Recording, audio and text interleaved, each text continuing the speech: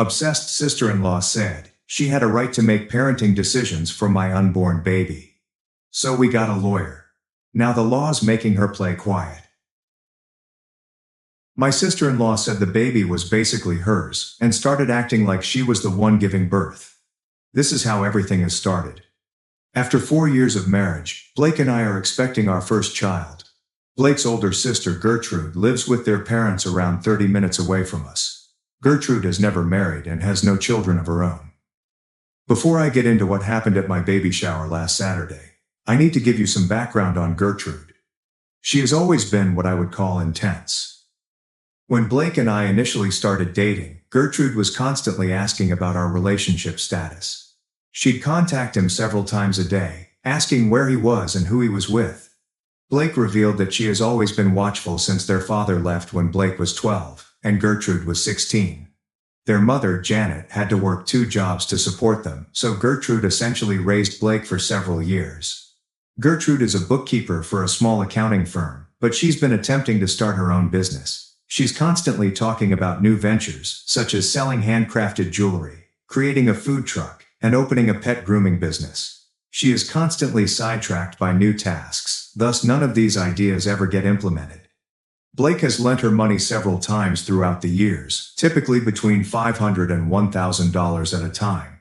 She always swears to repay him, but never does. The problems with Gertrude worsened after Blake and I were engaged. She insisted on being engaged in every step of our wedding preparations. She wanted to approve everything, including the venue, cuisine, and my attire. When we gently rebuffed her suggestions, she began making remarks about how I was changing Blake and turning him against his family. She showed up unannounced to my bridal shower and created a ruckus because she wasn't in the wedding party. I chose my 2 sisters and my best friend from college as bridesmaids, which seemed reasonable to me. Gertrude gave an unapproved speech during our wedding, in which she discussed how she had always been the most important woman in Blake's life, and hoped I realized how unshakable their love was. The speech lasted around 10 minutes and made several of our visitors uncomfortable. Blake spoke to her afterward, but she pretended nothing had occurred. Gertrude's behavior became even more weird once we revealed my pregnancy. She began purchasing baby goods without asking us what we needed or desired. She would arrive at our house carrying suitcases of clothes, toys, and furniture. Most of the items were either the incorrect size or not anything we would have chosen. When I mentioned that we intended to breastfeed, she purchased formula and bottles anyway. She explained that she wanted to be prepared for when she babysat. The problem is that we never asked her to babysit. Blake and I had already decided that my mother would be our primary child care provider since she is retired and lived closer to us. Gertrude appeared to expect she'd be caring for the infant on a regular basis, which made both of us uneasy given her track record of failing to keep agreements. Gertrude called Blake to ask if she could plan my baby shower. I'd already begun organizing it with my sister Amy and mother-in-law Janet. We had reserved a venue, sent invitations, and purchased decor. Gertrude grew unhappy when Blake informed her that the shower had already been planned. She accused me of purposefully omitting her from major family gatherings. Blake offered that Gertrude assist with setup on the day of the shower, which sounded like a fair compromise. Gertrude agreed, but she appeared annoyed by it. She kept texting me questions regarding the shower and giving ideas for improvements. I tried to be courteous, but several of her suggestions were pricey or contradicted what we had already planned. The baby shower was set for a community hall near our house. We had invited about 30 people, primarily relatives and close friends. My mother had arranged for meals, while Janet had planned games and activities. Everything was set up in the morning, and guests were scheduled to come at noon.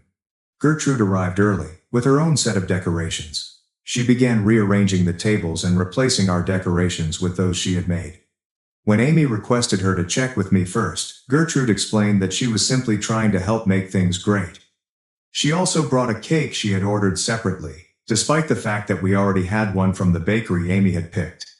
When visitors began to arrive, Gertrude positioned herself at the entryway as if she were the host. She greeted people and directed them where to sit. She had also brought a guest book for everyone to sign, which was separate from the one we had already set up. Several of my friends discreetly inquired whether Gertrude was co-hosting the shower because her conduct was perplexing.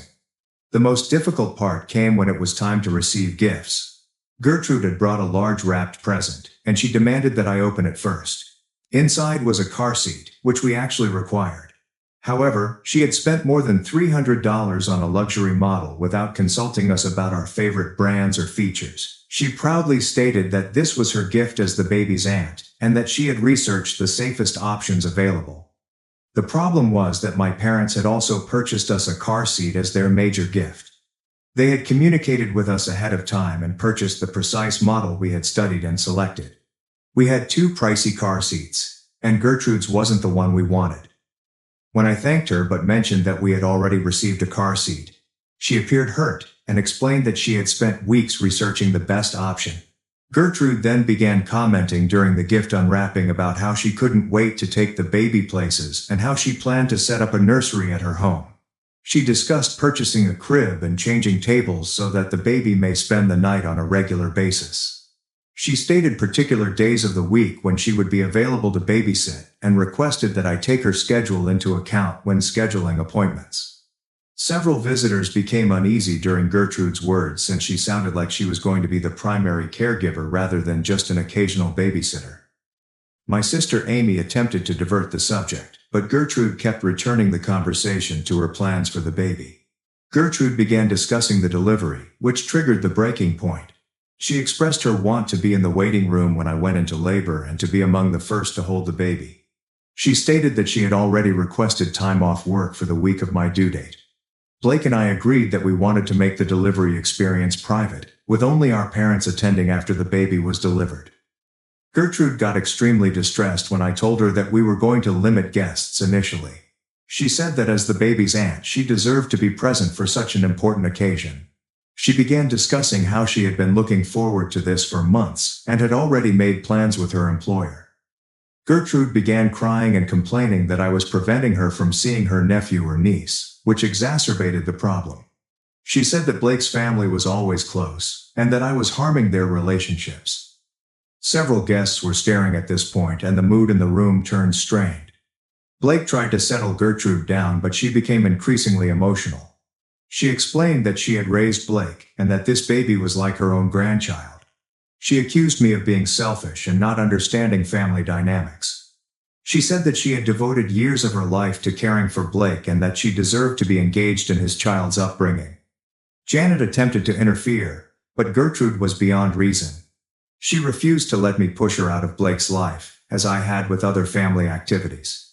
She mentioned the wedding planning and bridal shower, claiming that I had a habit of omitting her from crucial events. At this point, numerous people were plainly unhappy, and several were leaving. My sister Amy recommended we take a break, but Gertrude wasn't finished talking. She stated that she would be a part of this baby's life, whether I liked it or not. She told me that Blake would never choose between me and his sister, and that I needed to accept her as family. Blake finally informed Gertrude that she needed to leave. She appeared surprised and stated that he was proving her point about me changing him. She packed her belongings and went, but not before stating that the conversation was not over.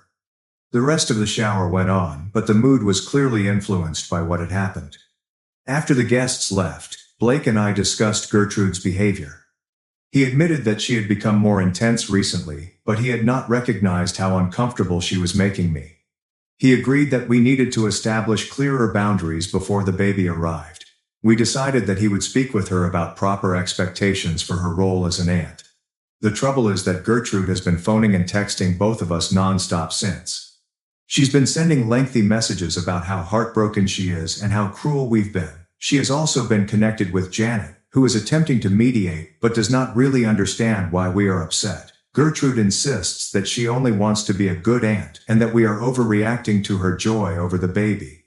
Blake spoke with Gertrude over the phone and attempted to explain our point of view. He reminded her that while we appreciated her excitement, we needed to make our own decisions concerning child care and visits.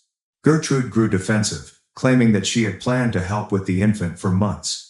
She explained that she had been saving money for baby items and reading parenting books to prepare. Gertrude closed the conversation by expressing she thought we were punishing her for caring too much. She explained that she had always been there for Blake and couldn't understand why we were pushing her away. Blake tried to convince her that we were not pushing her away, but rather that she needed to accept our parental boundaries. I'm scared about how this will affect our relationship with Blake's family. Janet appears to believe that we should be more sympathetic of Gertrude's exuberance, but I don't think she realizes how overpowering Gertrude's conduct has been. Blake is caught in the center, attempting to maintain harmony with his sister while still recognizing my need for limits. I'm concerned about what will happen once the baby arrives. Gertrude has made it apparent that she intends to be heavily involved, and I'm not sure how to manage her expectations without generating additional family strife. Blake is supportive of me, but I can see he feels bad about failing his sister. I need some guidance on how to approach this problem. Are we being unreasonable when we wish to create boundaries?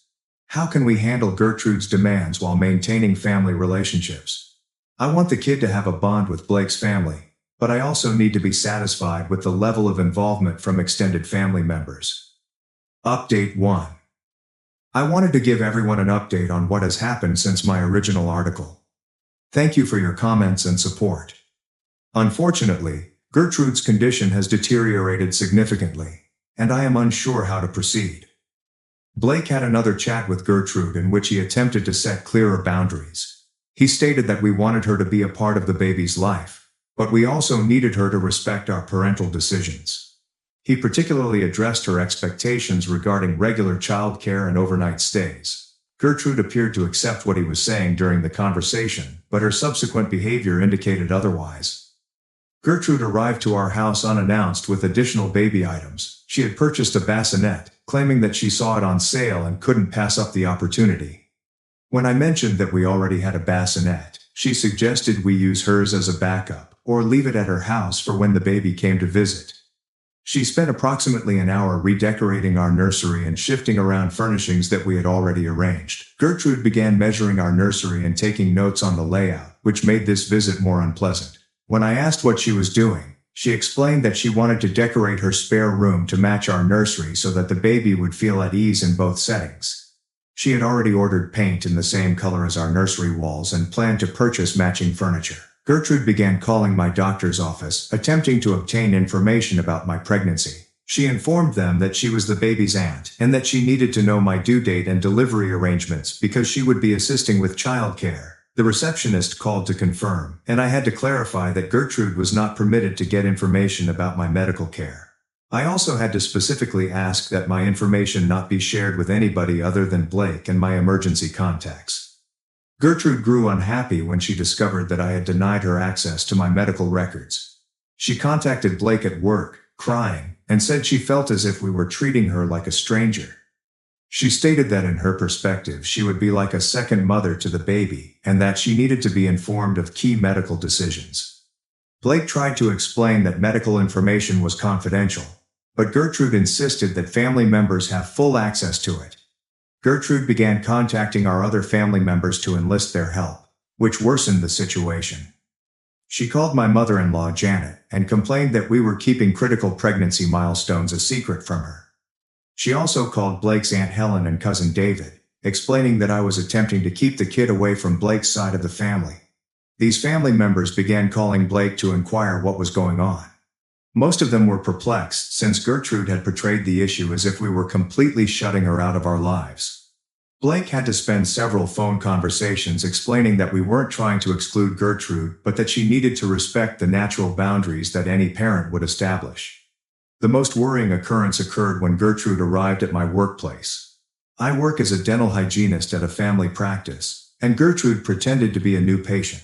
She had scheduled an appointment under a false name and particularly requested me as her hygienist. During the appointment, she began asking about my pregnancy and birth plans. She wanted to know which hospital I planned to deliver at, and if I had chosen a pediatrician yet. When I inquired why she was asking these things, she explained that she wanted to be sure she could find us if I went into labor. She mentioned that she was having difficulty sleeping because she was concerned about missing the birth. She explained that she had been checking in with Blake every day to ensure that I hadn't begun having contractions, but she wanted to have backup plans in case she couldn't contact him. I informed Gertrude that her behavior was wrong and that she should leave. She became furious and explained that she was simply attempting to be prepared to assist. She explained that she had been planning for months to care for me and the baby after birth, and that she didn't understand why I was being so private about things. When Gertrude left my workplace, I immediately called Blake. He was outraged that she had shown up at my workplace and felt that her actions was exceedingly inappropriate. He phoned Gertrude that evening and informed her that she was not permitted to contact me at work or visit my workplace again.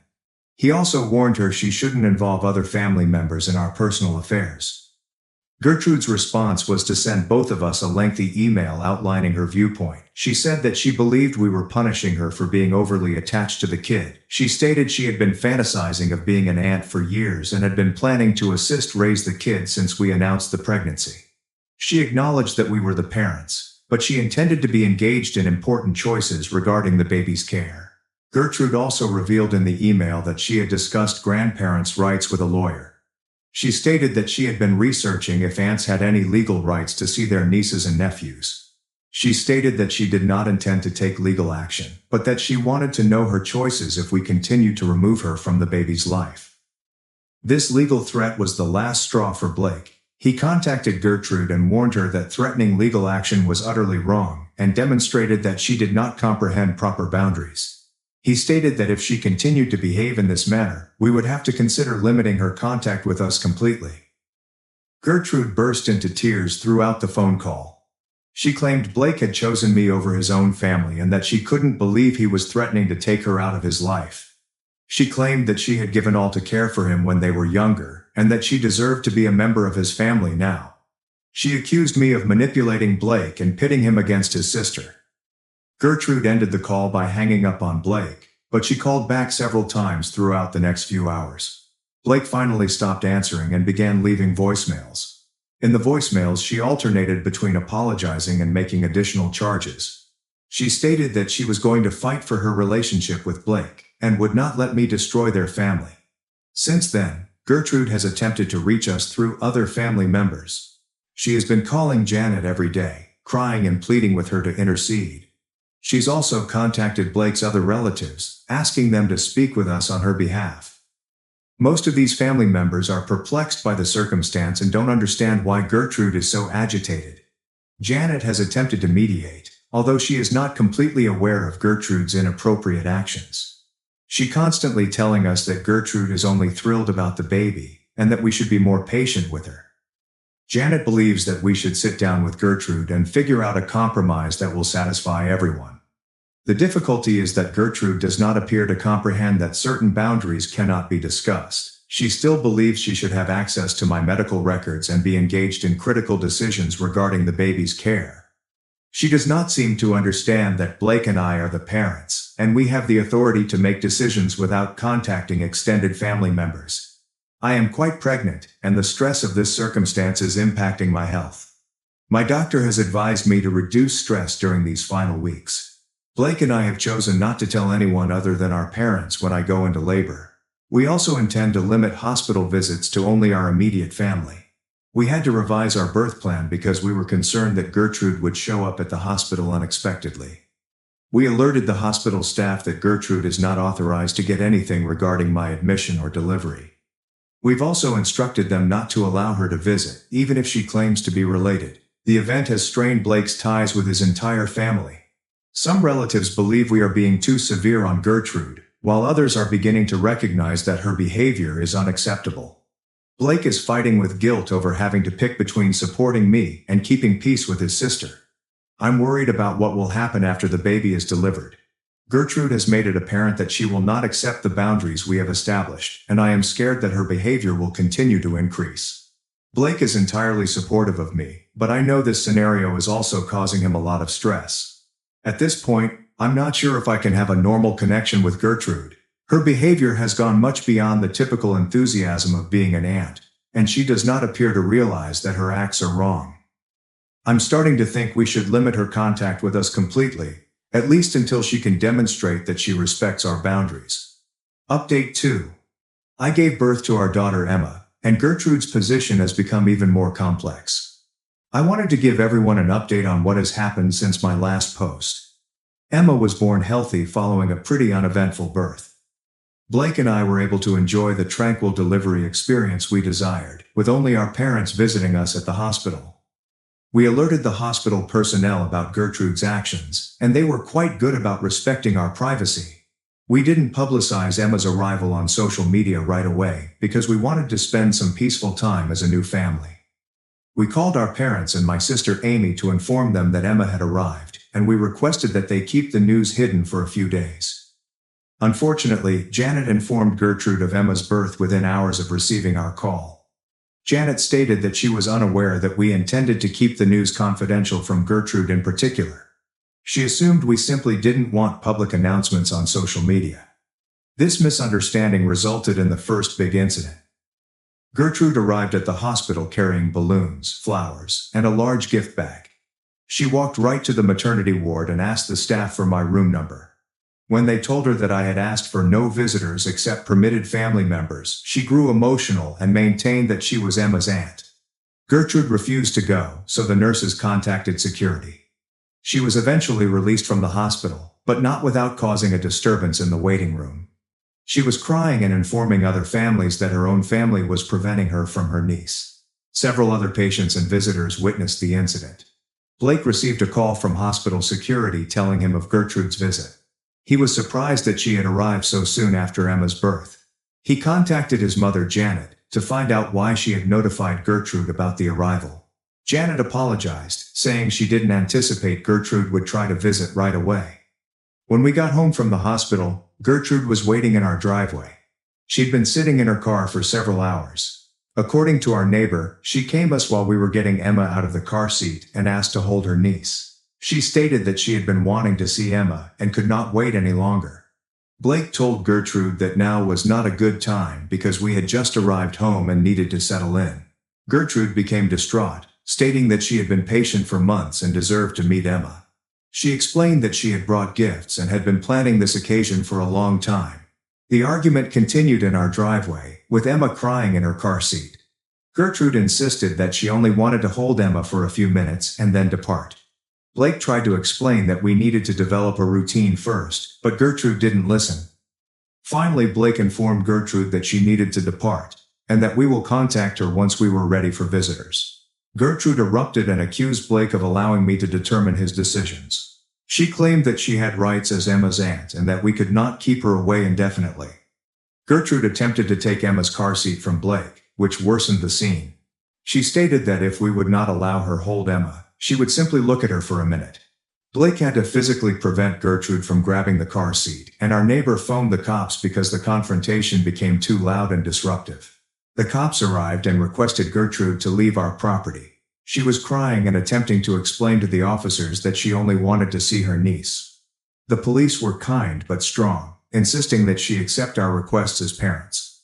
They escorted her to her car and watched as she drove away. Following the incident, Blake called Gertrude and informed her that her behavior was utterly inappropriate. He stated that stepping up unannounced and attempting to kidnap Emma was a significant offense. He informed her that she would not be welcome to visit until she demonstrated that she respected our parental limits.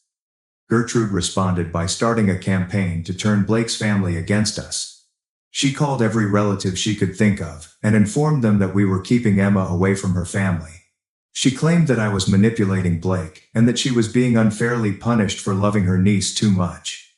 Several family members called Blake to inquire what was going on. Gertrude had informed them that we were refusing to let anyone see Emma and were being demanding about visits. She framed the issue as if we were utterly isolated from Blake's family. Blake had to spend hours on the phone explaining the actual scenario to numerous family. He had to explain Gertrude's unacceptable behavior and why we had established boundaries. Most family members were understanding after hearing the entire tale, but others still believed we could be more tolerant. The problem worsened when Gertrude began posting about Emma on social media. She had received images of Emma from Janet and was posting them to her Facebook page with notes about her lovely niece. She was posting about how much she adored Emma and was thrilled to see her grow up. The issue was that Gertrude was uploading these images without our consent, making it appear as if she had an active relationship with Emma. Some of Gertrude's friends commented on the images, asking when they could meet Emma, and Gertrude responded as if she was a regular babysitter. Blake urged Gertrude to take the photographs off her social media, but she refused. She claimed that she had the right to post images of her niece and that we were overreacting about privacy. She stated that she was proud of Emma and wanted to show her off to her friends. This sparked another argument, in which Blake threatened to report Gertrude's post to Facebook for posting images of a minor without parental approval. Gertrude finally withdrew the images, but she was upset that she had been compelled to do so. The most recent occurrence occurred when Gertrude showed up for Emma's physician appointment. She had figured out when and where the visit was planned and was waiting in the parking lot when we arrived. She approached us as we walked inside the building, asking if she might join us. Blake informed Gertrude that she could not attend Emma's medical appointments without our approval. Gertrude explained that she only wanted to know how Emma was doing, and that she would not interfere with the appointment. She explained that she was concerned about Emma's health and wanted to ensure that she was developing normally. Gertrude became outraged when we refused to let her in, accusing us of being cruel for keeping her away from Emma. She stated that she had been researching child development and had questions for the pediatrician regarding Emma's care. She stated that, as Emma's aunt, she should be involved in medical choices. The pediatrician's office had to contact security to remove Gertrude out of the facility. She was crying and attempting to explain to the security guy that she only wanted to know if her niece was healthy. The situation was unpleasant and distressing, especially because Emma was getting her vaccines that day. Following this occurrence, Blake and I resolved to take more serious action. We've been documenting all of Gertrude's inappropriate activity, including the hospital episode, coming up unexpectedly, publishing images without permission, and attending medical appointments. We also talked to a lawyer about our possibilities. The lawyer clarified that, while Gertrude did not have legal rights to Emma, her actions could be considered harassment. He suggested that we send Gertrude a formal letter asking her to stop her inappropriate behavior and respect our boundaries. We're also considering filing for a restraining order if Gertrude's behavior worsens. The lawyer stated that her tendency of showing up unannounced and refusing to respect our limits could constitute harassment. Blake is debating whether to take legal action against his sister. He still loves Gertrude and wishes to maintain a family bond, but he is beginning to recognize that her behavior is abnormal. He is particularly concerned about how this may damage his connection with his mother, Janet. Janet is still attempting to arbitrate between us and Gertrude. She continues telling us that Gertrude is only enthusiastic about Emma and that we should be more patient. Janet does not appear to comprehend that Gertrude's behavior is wrong and potentially hazardous. The stress of this scenario is impacting my ability to bond with Emma and enjoy being a new mother. I'm constantly scared about Gertrude turning up unexpectedly or generating additional scenes. Blake is supportive, but I can sense he is also concerned about the family turmoil. We have chosen not to attend any family gatherings where Gertrude will be present until she proves that she can respect our boundaries. This means missing some crucial family gatherings, but we're not comfortable exposing Emma to Gertrude's erratic behavior. I never knew becoming a mother would include so much family strife. Gertrude's behavior has gone much beyond the typical enthusiasm of being an aunt, and she does not appear to grasp that her behaviors are inappropriate and hurtful to our family. Update 3. This will be my final update on the issue with Gertrude. Emma is now many months old, and we have had to make some difficult decisions regarding our family relationships. Gertrude's behavior continued to worsen after my last update, despite our efforts to establish boundaries. The formal letter from our lawyer demanding that she respect our privacy had no bearing on her conduct. If anything, it seemed to motivate her to be more involved in Emma's life. Gertrude arrived at our place early in the morning. She was crying and explained that she had been awake all night worrying about Emma. She stated she didn't understand why we were so unkind to her, and that all she wanted was to be a good aunt. Blake answered the door and attempted to speak to Gertrude quietly. He stated that we weren't trying to be unkind, but that we needed her to appreciate our parenting decisions. Gertrude grew enraged, claiming that she had planned to assist raise Emma and that we were ruining her hopes. The conversation continued in circles. Gertrude insisted that she had rights as Emma's aunt, and that we were acting unreasonable. Blake attempted to explain that being an aunt did not give her the authority to make decisions regarding Emma's care, or to pop up unexpectedly anytime she pleased. Gertrude eventually left, but she returned later in the day with Janet. Janet had been attempting to arbitrate between us, but this time she appeared more frustrated by our position. She explained that Gertrude was family, and that we needed to find a way to incorporate her in Emma's life. Janet advised that we establish a regular visiting plan in which Gertrude could see Emma once a week for a few hours. She said that this would allow Gertrude the access she desired and still respecting our boundaries. The difficulty was that Gertrude quickly began making extra demands regarding the visitation schedule. Gertrude wanted to take Emma places on her own, including overnight stays at her residence. She explained that she had put up a nursery in her spare room, and Emma should grow used to being there. She also wanted to be involved in Emma's feeding regimen, sleep routine, and medical treatment. When we mentioned that we were uncomfortable with overnight visits or Gertrude making parental decisions, she became furious again. She complained that we were treating her like a stranger and that she deserved more involvement in Emma's life. She explained that she had been researching child development and had some thoughts about how to best care for Emma. Gertrude began following us around town, which escalated the situation. She would appear in the grocery store, the park, and other locations where we took Emma. She claimed that she was only trying to spend time with her niece, but her conduct made us uneasy. The most worrying occurrence occurred when Gertrude followed us to a restaurant where we were to meet my folks for lunch. She sat at the table across from us, staring at Emma.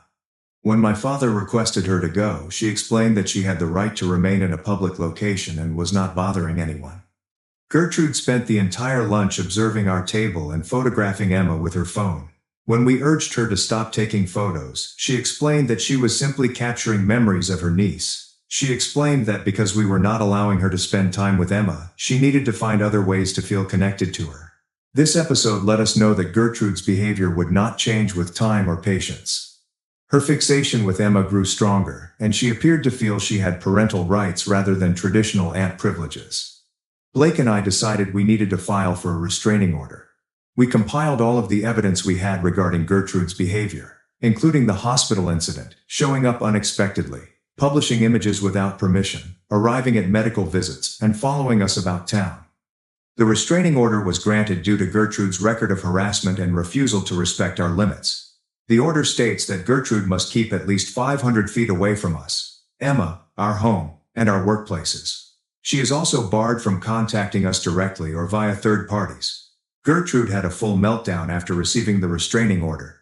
She called Blake, crying and yelling that we were killing her family. She claimed she had done nothing wrong, and that we were being vengeful.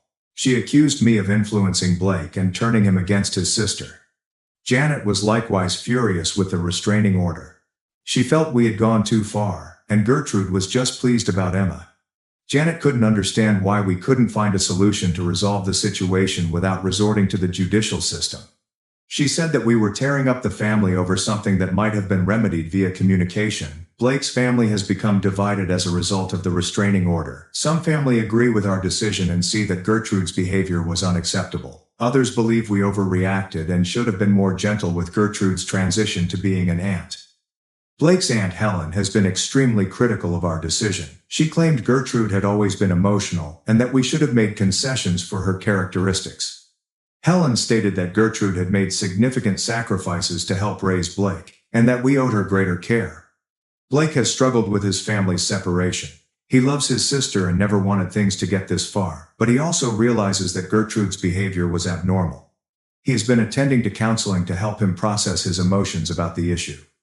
Gertrude has usually followed the restraining order, but she has found ways around it. She has been delivering gifts for Emma to Janet's residence and requesting Janet to deliver them to us. She has also started writing letters to Emma, which she wants us to store for when she is older. We've asked Janet to cease bringing gifts or messages from Gertrude since it goes against the spirit of the restraining order.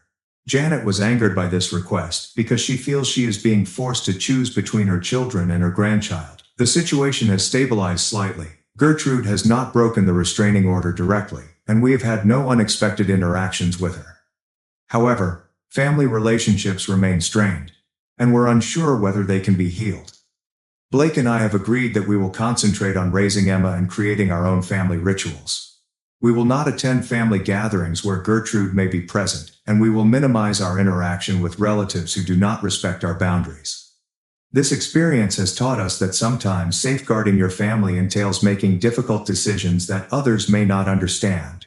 Gertrude's behavior was not consistent with her pleasure about becoming an aunt, and we needed to take action to safeguard Emma and ourselves. Emma is thriving despite the familial drama. She is a happy, healthy baby who is meeting all of her developmental milestones. Blake and I are embracing fatherhood and focused on providing a pleasant home for our baby. We hope Gertrude will eventually get the treatment she needs to comprehend appropriate boundaries, but we will not jeopardize Emma's safety or our family's tranquility while we wait. The restraining order remains in effect, and we are prepared to pursue further legal action if required. This has been one of the most difficult experiences of our lives, but it has also taught us the importance of putting our immediate family's well-being ahead of wider family expectations. We're moving on with our lives, focusing on the great elements of becoming new parents. Now, let us go to the following narrative. Story 2. My wife insisted that I pay half of my daughter's college fund to my stepson. When I declined, she went behind my back and did something unlawful, which ended our marriage. I, 42, have been married to my wife Lauren, 39, and we both have children from past relationships. Claire with her son Jake. I've always prioritized saving for Claire's future. My own parents struggled financially as I grew up, and I promised to give my child a better start in life. When Claire was born, I was only working an entry-level job. Her mother, Melissa, and I were unmarried, and our relationship was strained. Despite the hurdles, I started a college savings account for Claire when she was just a month old. Those early years were challenging. Melissa and I broke up when Claire was very little, and I became a full-time single father. I worked long hours at my daily job and took up weekend bartending duties to make ends meet. Every month, regardless of how tight my budget was, I contributed to Claire's college fund. Sometimes it was only $20, but I was determined to see it grow. As Claire grew older, I explained why I worked so much. I wanted her to appreciate the importance of education and planning for the future. We'd sit at the kitchen table, counting the pennies in my tip jar to contribute to her fund. It became our own personal routine. Claire had saved a significant amount of money by the time I met Lauren. Lauren was impressed with my financial discipline. She told me about her personal financial troubles. Her ex-husband had accumulated a large amount of debt in her name, leaving her in a precarious position when they split. As a result, Lauren was hesitant of pooling money. We agreed to keep our money separate, and that worked well for us. Jake, Lauren's son, was young when we married. He's a good child, but we've never clicked the way I'd like.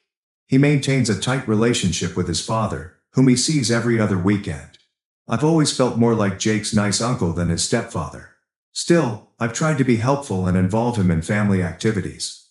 Lauren wasn't truly saving for Jake's future, and I recognized this over the years. She makes a nice living as a real estate agent, but she spends it on designer clothes, expensive holidays, and refurbishing her home.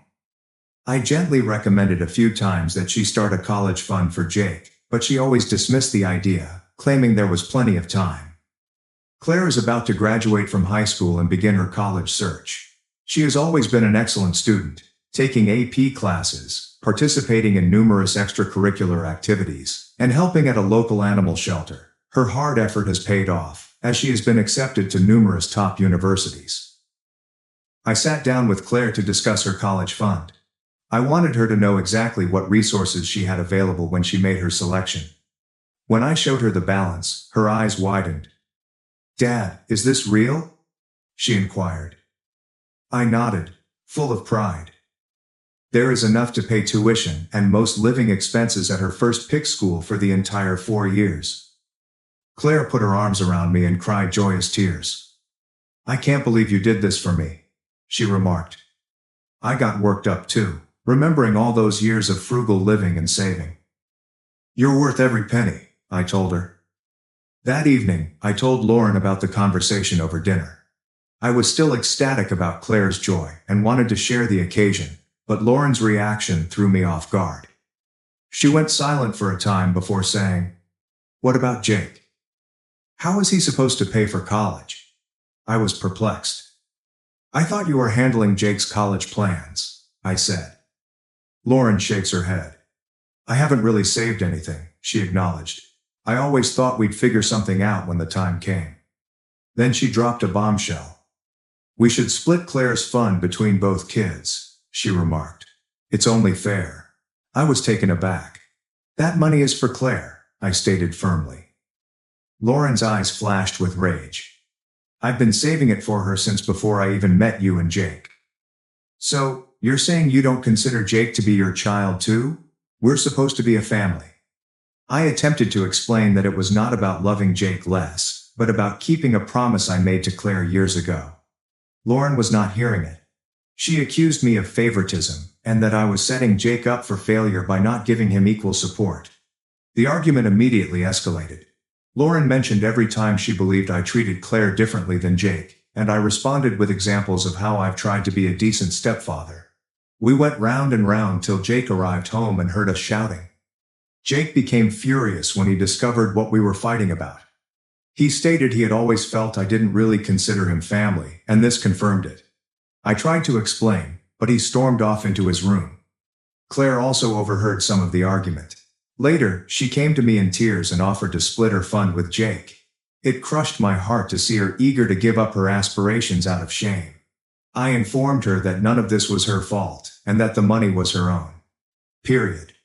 Things have been really strained at home since then. Lauren is ignoring me and making snarky remarks about my real family. Jake is entirely avoiding me. Claire is walking on eggshells, visibly worried about the situation. Lauren urges that I make things right by agreeing to split the money. But I don't understand how taking half of Claire's future and giving it to Jake is the appropriate thing. This fund symbolizes years of sacrifice and forethought. It feels bad to only hand over half of it, especially because Lauren had the same opportunity to save but decided not to. I offered that we look at Jake's other options, such as scholarships, financial help, or starting at a community college. Lauren says that's not good enough and accuses me of trying to limit Jake's chances. I adore Jake. I really do. But I entered his life when he was already a teenager. I regard my duty as more of a mentor than a father. He has a father whom he is close to. I'm not looking to replace anyone.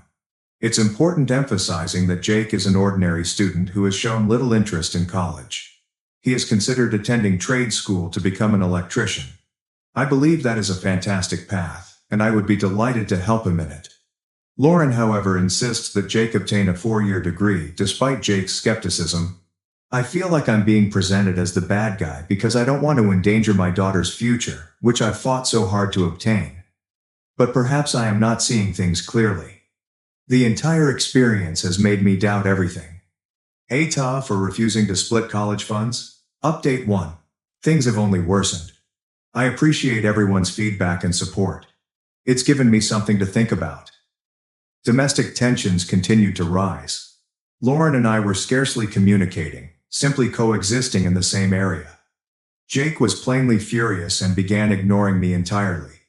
Claire looked tense, and I could tell she was trapped in the midst, attempting to maintain the peace.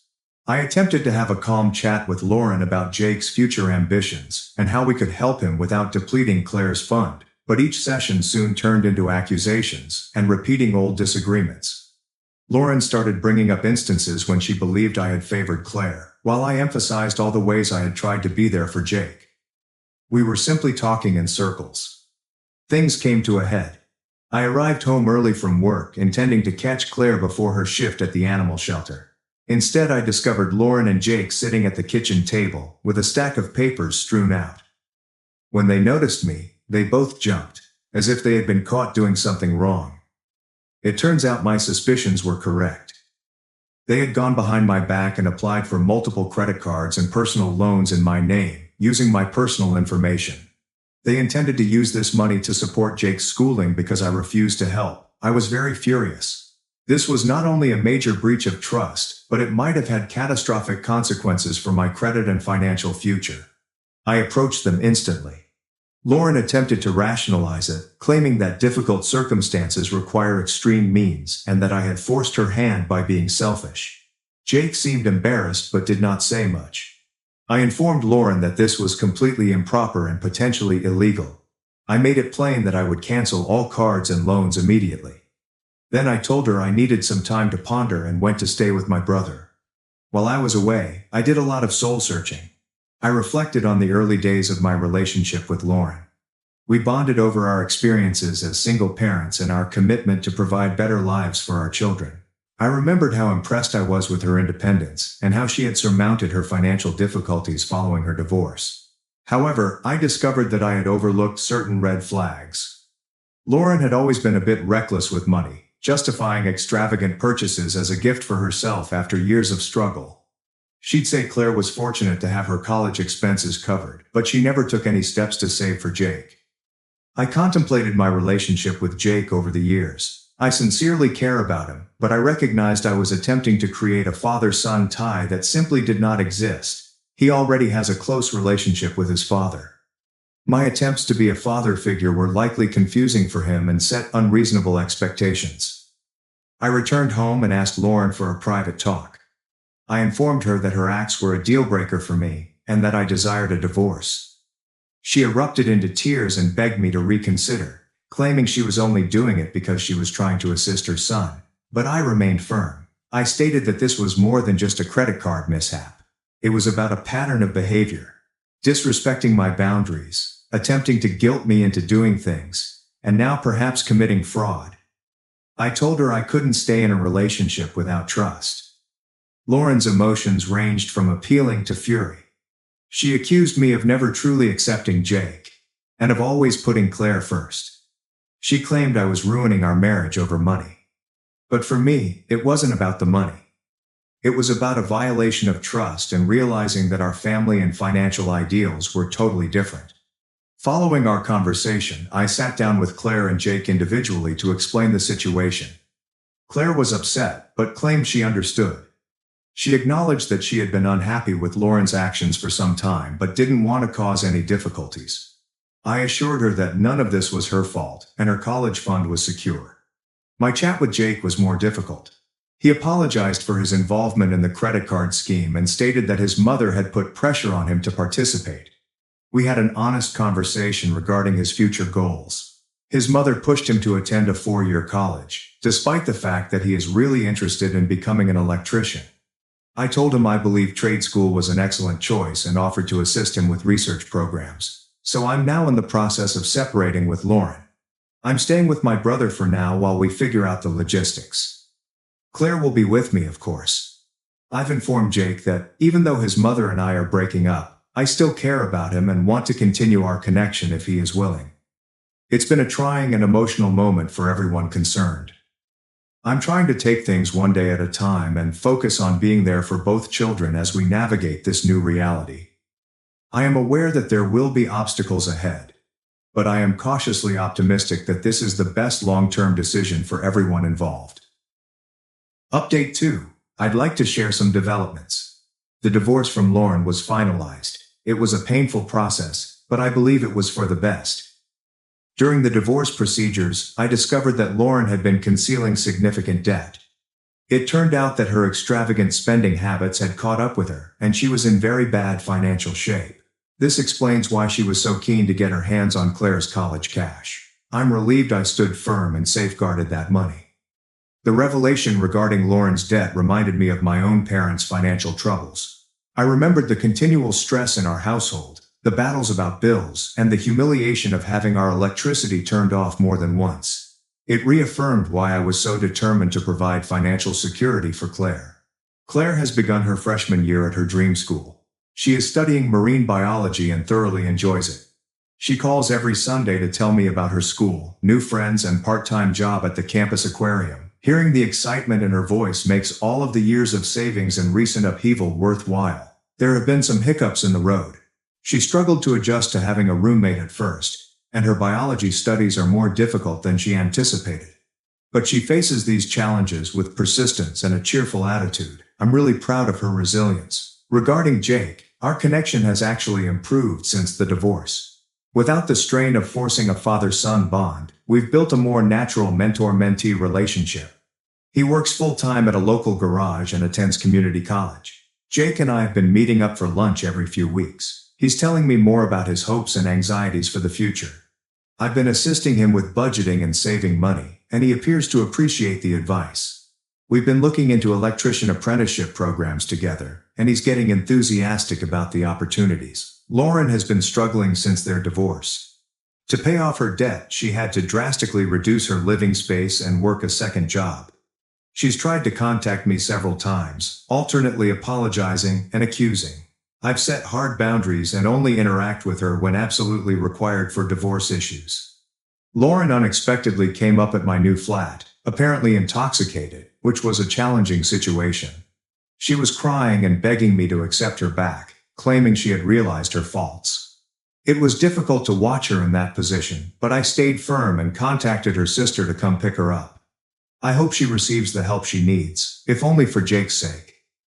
I've been dating again. Nothing serious yet, but it's good to put myself out there. I met Sophie at a local book club. We've had a few casual dates and love each other's company. This time around I'm being extremely cautious, particularly when it comes to combining families. Claire is my top concern, and I will not let anyone jeopardize her safety or future again. Claire and Jake have remained friendly despite everything that has happened. They texted sometimes and even got together for coffee while Claire was home for autumn break. It warms my heart to see them encourage one another. Overall, life has settled into a new routine. It isn't always easy.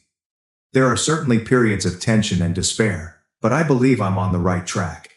I'm committed to being the greatest father I can be to Claire and a supportive friend to Jake. I'm also focusing on reconstructing my own life after divorce, rediscovering old hobbies, and finding new acquaintances. The entire experience has really emphasized the need of open communication and shared ideals in a partnership. It has also strengthened my belief in the need of planning for the future and sticking to your ideals, even when things are challenging. As I watch Claire excel in college, I'm glad I heeded my instincts and secured her future.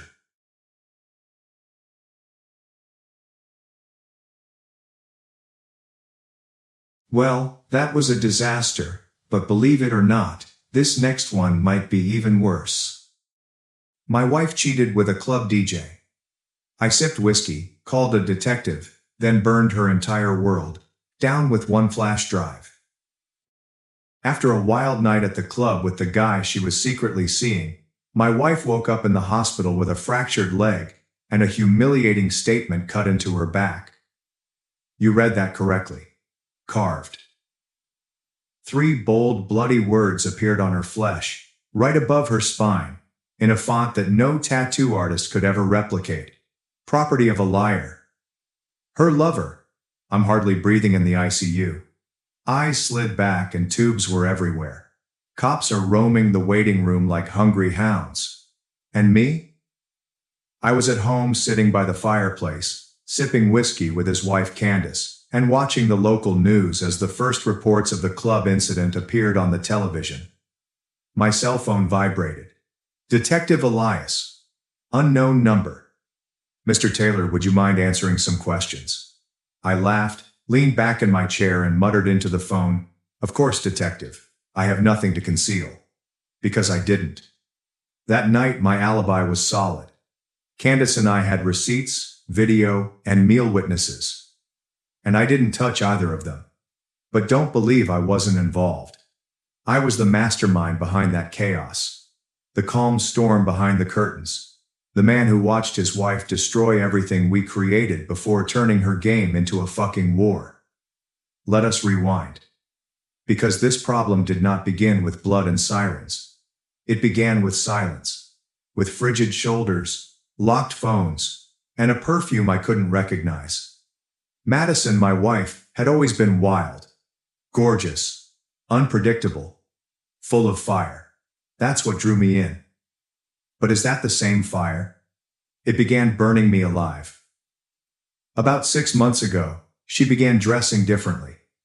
Nights out transformed into no wake-ups. I suddenly became the dull husband with early meetings and a mortgage. She sought excitement. I showed her love. She handed me Tyler King. Wannabe DJ. Gym rat, drives a Dodge Challenger, and wears sunglasses at night. The type of guy who believes that having bottle service elevates his status. He was everything I was not, and everything she was pursuing behind my back. How did I find out? No, not through text messages, not by catching her in action. No, it was her giggle. I hadn't heard that phony, high-pitched chuckle since college. She only used it when she was trying to get attention, like a schoolgirl. She thought I wasn't paying attention, but I overheard her giggling through the bathroom door while on speakerphone. I did not confront her that night. I waited. I was watching. I documented every falsehood, every sly maneuver, each late-night Uber journey. I let her believe she was astute as I was blind. But when she shared a tale from Girls' Night, and I zoomed in on the mirror reflection, behind her sunglasses, a sleeveless hoodie, and that stupid Challenger keychain, I knew. Tyler. That night I determined the game was mine. I did not yell. Did not yell. I didn't touch her. I smiled, kissed her cheek, and told her I loved her. Then I began making calls. Candace was the key, Tyler's wife. She'd suspected something for weeks but had no proof. Until I brought my receipts. Together, we became what Madison and Tyler could never be. Partners. And we planned the ideal stage. A club. A blackout. A backroom brawl that would not immediately affect us but would leave an indelible impression. Literally. What's the message on her back? That was Candace's idea. She explained that Madison needed to feel it. What a shame. The branding. The irreversible truth. Madison was discovered crying, wounded, and crawling in heels that she couldn't walk in. Tyler? He attempted to fight back. Things didn't go well for him. But like I said, I didn't touch them. And when the cops arrived, I gave them wine, smiled, and offered them a receipt for the nice meal I had with Candace across town. At 9:47 p.m., just as the paramedics were removing my wife from the club's toilet floor. But this? This is only the beginning. Because Madison has no idea, laying in that hospital bed, full of morphine and regret, that I am not finished. Not even close. This is not about getting even. It is about bringing the game to an end.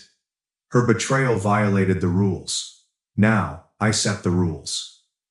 She opened her eyes in that sterile hospital room and stared at me, as if I were expected to care.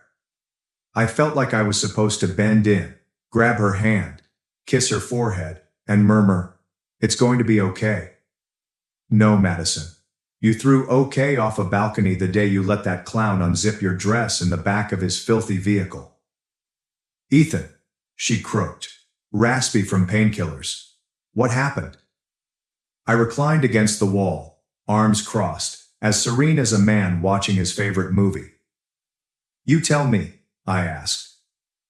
Last time I looked, you were heading out for wine with Laura.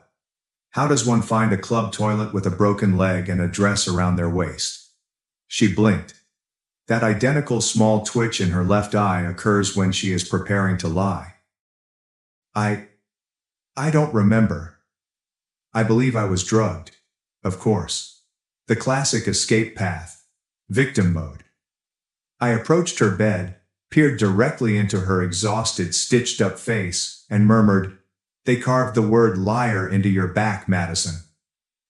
That wasn't at random. She looked away. Good.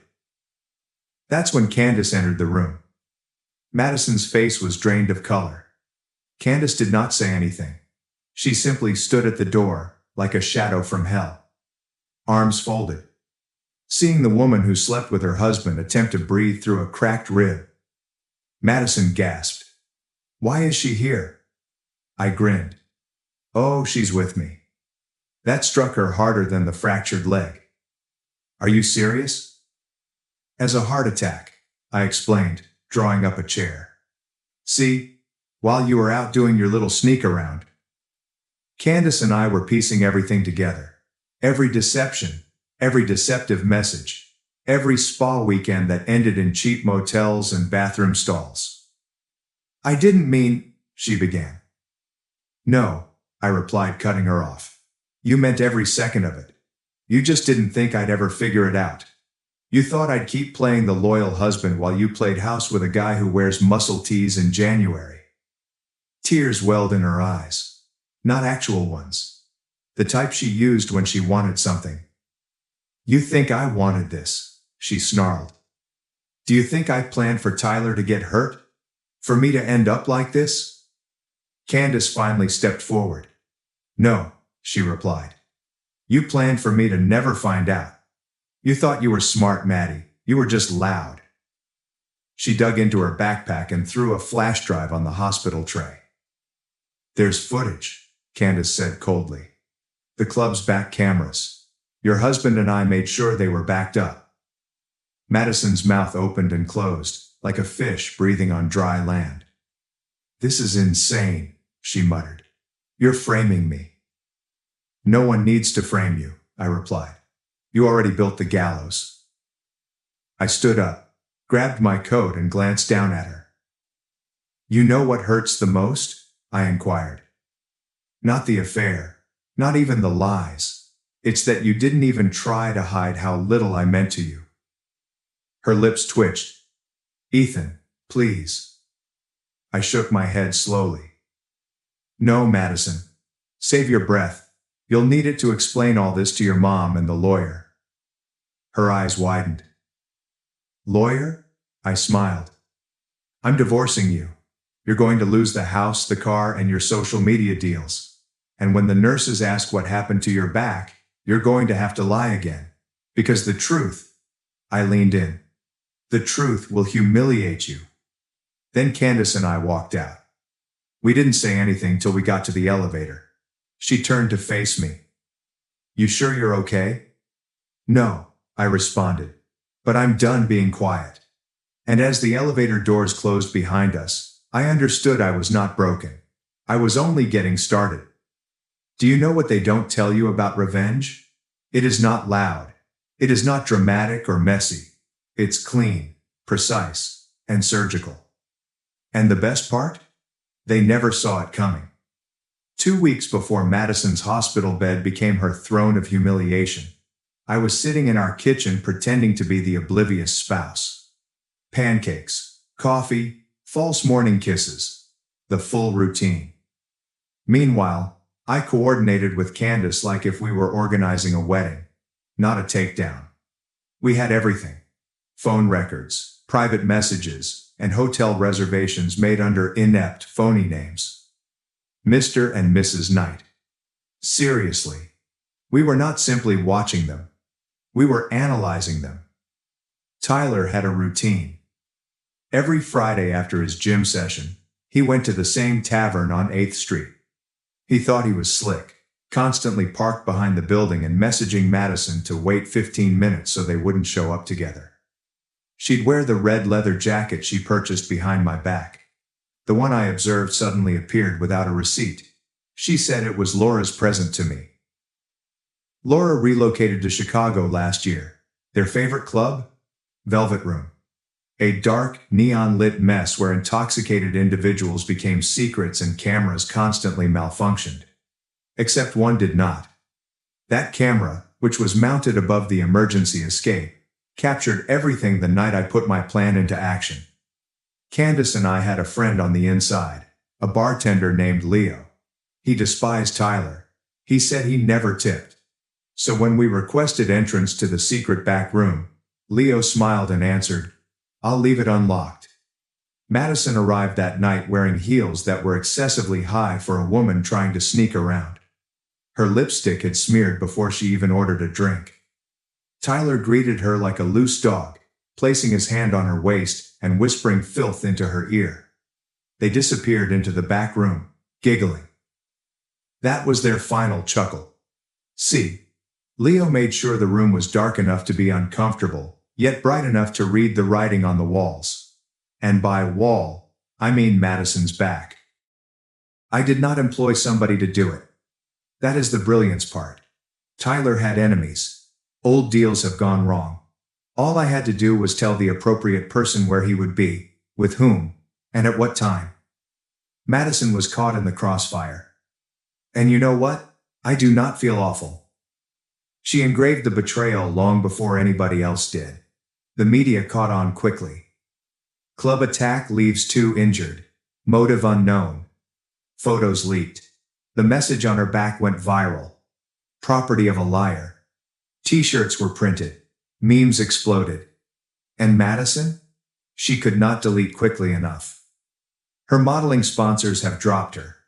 Fitness brands began to drop contracts. The influencer queen had become a punchline. And Tyler? He hasn't opened his eyes since the night it occurred. The ICU describes it as stable, but critical. Candace paid him a visit once. She told me she stood by his bedside and murmured, "I hope you hear this, Tyler. I hope you dream of it every night. You destroyed your family for a woman who can't even lie well." Cold. Perfect. Madison was unaware of the extent of the devastation when she returned home. She texted me, "Please talk to me. I never meant for it to go this far. I love you." I didn't respond because her love came in the form of moans behind my back and lipstick-stained falsehoods. And now it was my turn to disappear. I took time off from work, planned a brief trip, and left the house unoccupied. No note. There's no explanation. Allow her to sit in the solitude she created. Allow her to feel the echoes of what she broke. I wasn't gone forever, just long enough. Long enough for her to worry if I would ever return. And long enough for me to decide whether I should. I disappeared for 5 days. No texts, calls, or status updates. It's just a blank place where I used to be. Madison had no idea where I had gone, and that was the objective. She needs to feel like I did for months. Ignored, puzzled, suspicious, and helpless. She needed to rot in that empty house, opening the door every 5 minutes as if I was going to walk in. But I was already on the opposite side of the country, somewhere pleasant and calm. I sat on a terrace at night with a bottle of bourbon and no recollection. There was nothing but wind and waves, and her voice was silent. I did not miss her. That's the most thrilling part. You believe you'll collapse without the person you've built your life around. But once the lies are exposed, all you feel is freedom. She tried to phone me 42 times. I did not pick up. She messaged my sister, emailed my work, and tried to reach Candace. This was a mistake. Candace texted her once, "He's done with you. Be done with yourself." I'm not sure what occurred after that, but I imagine Madison screaming at her phone in our old living room, surrounded by walls that echo her betrayal. On day 6, I flew home. No, not for her, but for me. I needed to witness the destruction, to know that the storm had done its work. When I entered the house, it was dark. No candles, no phony romantic apologies. Just her, sitting on the kitchen floor in a sweatshirt and no makeup. Her eyes crimson, like a ghost who had forgotten to die. "Ethan," she exhaled, as if speaking my name provided her with oxygen. I didn't say anything. She got up slowly, hobbling slightly, her legs still recovering from the night that changed everything. "I thought you left for good." I shut the door behind me and dropped my luggage. I considered it. She leaned out and touched me. I took a step back. Her hand hung there, shaking, until she jerked it back as if it was burning. She said, "Can we please talk? I know I messed up. I know I don't deserve you, but I can't sleep. I can't eat. I feel like I'm going crazy." I almost laughed because I had gone insane first. Listening to her falsehoods night after night, and gaslighting myself into thinking I was paranoid. And now she was drowning in the poison she had spilled. She moved closer. "You didn't deserve what I did. But Tyler he made me feel something. I was scared, bored. I don't know. I just don't." I interrupted. "Don't you dare stand in front of me and say bored, like it's a valid excuse for betrayal." She started crying. "I made a mistake." "No," I snapped. "You made a series of choices, over and over, and now you're upset because your fun blew up in your face." She collapsed into herself, shaking. "I don't want to lose you." "You already did." Silence. Then softly, "What are you going to do?" I looked around the kitchen, where we used to eat breakfast, and the fridge was still covered in images of phony grins. "I'm going to finish what I started," I announced. Her eyes expanded. What does that mean? It means I've already filed for divorce. It means I've already contacted your sponsors and sent them the full story, including the footage. It means I'm not just erasing you from my life. I leaned in closer. I'm making sure the world sees who you really are. She collapsed on the floor, but I did not remain to witness. I walked upstairs, packed the rest of my belongings, and walked back down with only my keys. As I opened the door, she looked up with bulging eyes and uttered something I never expected. Ethan, was it you? I paused. She did not blink. That night at the club, the carving, the cameras, the timing. Was it you? I gazed at her for a long time. Then I smiled. Doesn't matter now, does it? I walked out. When I went out that day, I vowed never to speak to her again. However, fire does more than only burn down a house. It remains in the air long after the flames have died. And Madison, she was still standing in the smoke, choking on everything she never imagined would catch up with her. Within a week, she was everywhere, but not in the way she used to be. No more photo ops, vacation collaborations, or product sponsorships. There will be no more Madison Taylor lifestyle posts with phony grins and immaculate filters. The influencer community turned its back quickly. Screenshots of her texts were leaked on Twitter. Reddit received clips of her giggling with Tyler in the club's dim lights. Even her own supporters turned against her. The comment sections were harsh. This is the girl who preached about loyalty? Karma sculpted her better than any tattoo artist could. Imagine ruining your marriage for a dude who can't even breathe on his own now. I did not post anything. I didn't defend myself. Did not need to.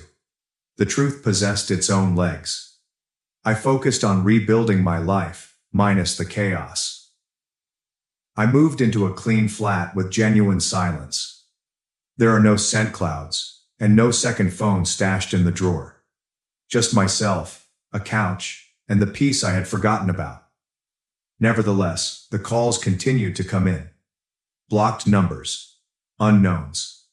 One night, I finally responded. Ethan. Her voice was so frail it was hardly audible. I didn't say anything. She went on. I know you detest me. I deserved it. But I have something to tell you that I have not told anyone else. I remained mute. I'm being followed, she muttered. I suppose there's someone observing me outside my flat. My tires got slashed yesterday night. My stomach wrenched, not out of terror, but because of annoyance. Are you sure Karma isn't making house calls? I replied harshly. I'm serious, she growled. This is not online hate. This is real. Someone is messing with me. Are you sure this isn't one of Tyler's other side pieces? Madison, you were not his only error. Silence. Then she said something that took the floor out from under me. I think it's someone you told. I froze. What? She kept her voice down. What transpired at the club that night was not a coincidence. You and Candace made a strategy. I know it. I don't care about the divorce. I deserved it. But whatever happened afterward, the stalking, the threats, I believe it was due to what you started. I clenched my jaw. No one's coming for you, Madison, I informed her. They already did. You survived, but someone's still playing, she said quietly. And I think they're not done. I hung up for the first time in weeks, and I didn't feel victorious. I sensed something darker. Not regret, not guilt, but something in between. What if someone did go too far? What if I opened the floodgates and something went loose in her world that I couldn't control? I attempted to brush it off. I told myself she was just terrified, paranoid, and spiraling like usual. But the next night, I received a call from Candace. Have you heard of Madison? She asked. Number what? She jumped outside her gymnasium. Black eye and broken wrist. He murmured, liar gets what she deserves. I sat down. My heart stopped. Candace halted. You haven't done this, right? No, I replied quickly. Did you? Of course not. Silence. So who the hell did? She asked. And for the first time I couldn't come up with an answer. I believed the game had ended. It turned out to be only a change of players. I didn't get much sleep the night Madison jumped. Not because I no longer cared about her. That part of me died the moment Tyler's name appeared on her lock screen. But because I had a scary realization. I was no longer the most dangerous person in her life. And that means things were heading in an unexpected direction. I texted Candace first. Ethan, we need to talk. Tonight. She responded instantly. Candace, this is my place. 8 p.m. No phones. That final bit chilled me. When I arrived, she had already poured 2 glasses of wine and covered the windows as if we were prepared for battle. Talk, she said. There's no small talk or hugs, just straight to business. I didn't send anyone after her, I told her. You didn't either, right? Of course not, she responded, plainly insulted. I wanted justice, not a felony. We sat there in silence for a long while. I could hear the fridge hum and the occasional car driving by outside. But inside it felt like the stillness before a bomb. Candace eventually shattered it. There's someone else involved. I nodded slowly. Do you think you are one of Tyler's enemies? She stared at me, her expression serious. Tyler did not only cheat on me, Ethan. He owed others. There are many people. She went over to a drawer and took out a folder. Old school, thick with printed papers, photographs, and messages written in red ink. I did some digging, she explained. After everything exploded, I became inquisitive. Tyler used to operate scams, including cryptocurrency pumps, bogus events, and debt collection fronts. He screwed a lot of people. I flipped through the folders. A single name stood out. I'm Brandon Malaloy. Who is this? I asked. She averted her gaze for a moment before responding. Tyler owed someone $60,000. Someone who went to prison for serious assault 3 years ago and was released 3 months before all of this happened. I felt my throat tightening. Do you think he is after Madison? Candace nodded. If he thinks she was part of it or just close enough to matter, then yeah. I leaned back and rubbed my temples. This was not part of the plan. I wanted her disgraced and ruined online, not beaten to death in a parking lot. Candace sat alongside me and said something unexpected. You should warn her. I laughed bitterly. After what she did to us? She glanced at me with a softer expression. This is not about forgiving. It's about not reverting to their previous state. We planned vengeance, not destruction. I gazed into her eyes and saw something familiar. No love, no pity. Just the expression of someone who has been through fire and did not want to see someone else burn like that. So the following morning, I did it. I phoned Madison. She picked up on the first ring. Ethan, her voice crackled, exhausted.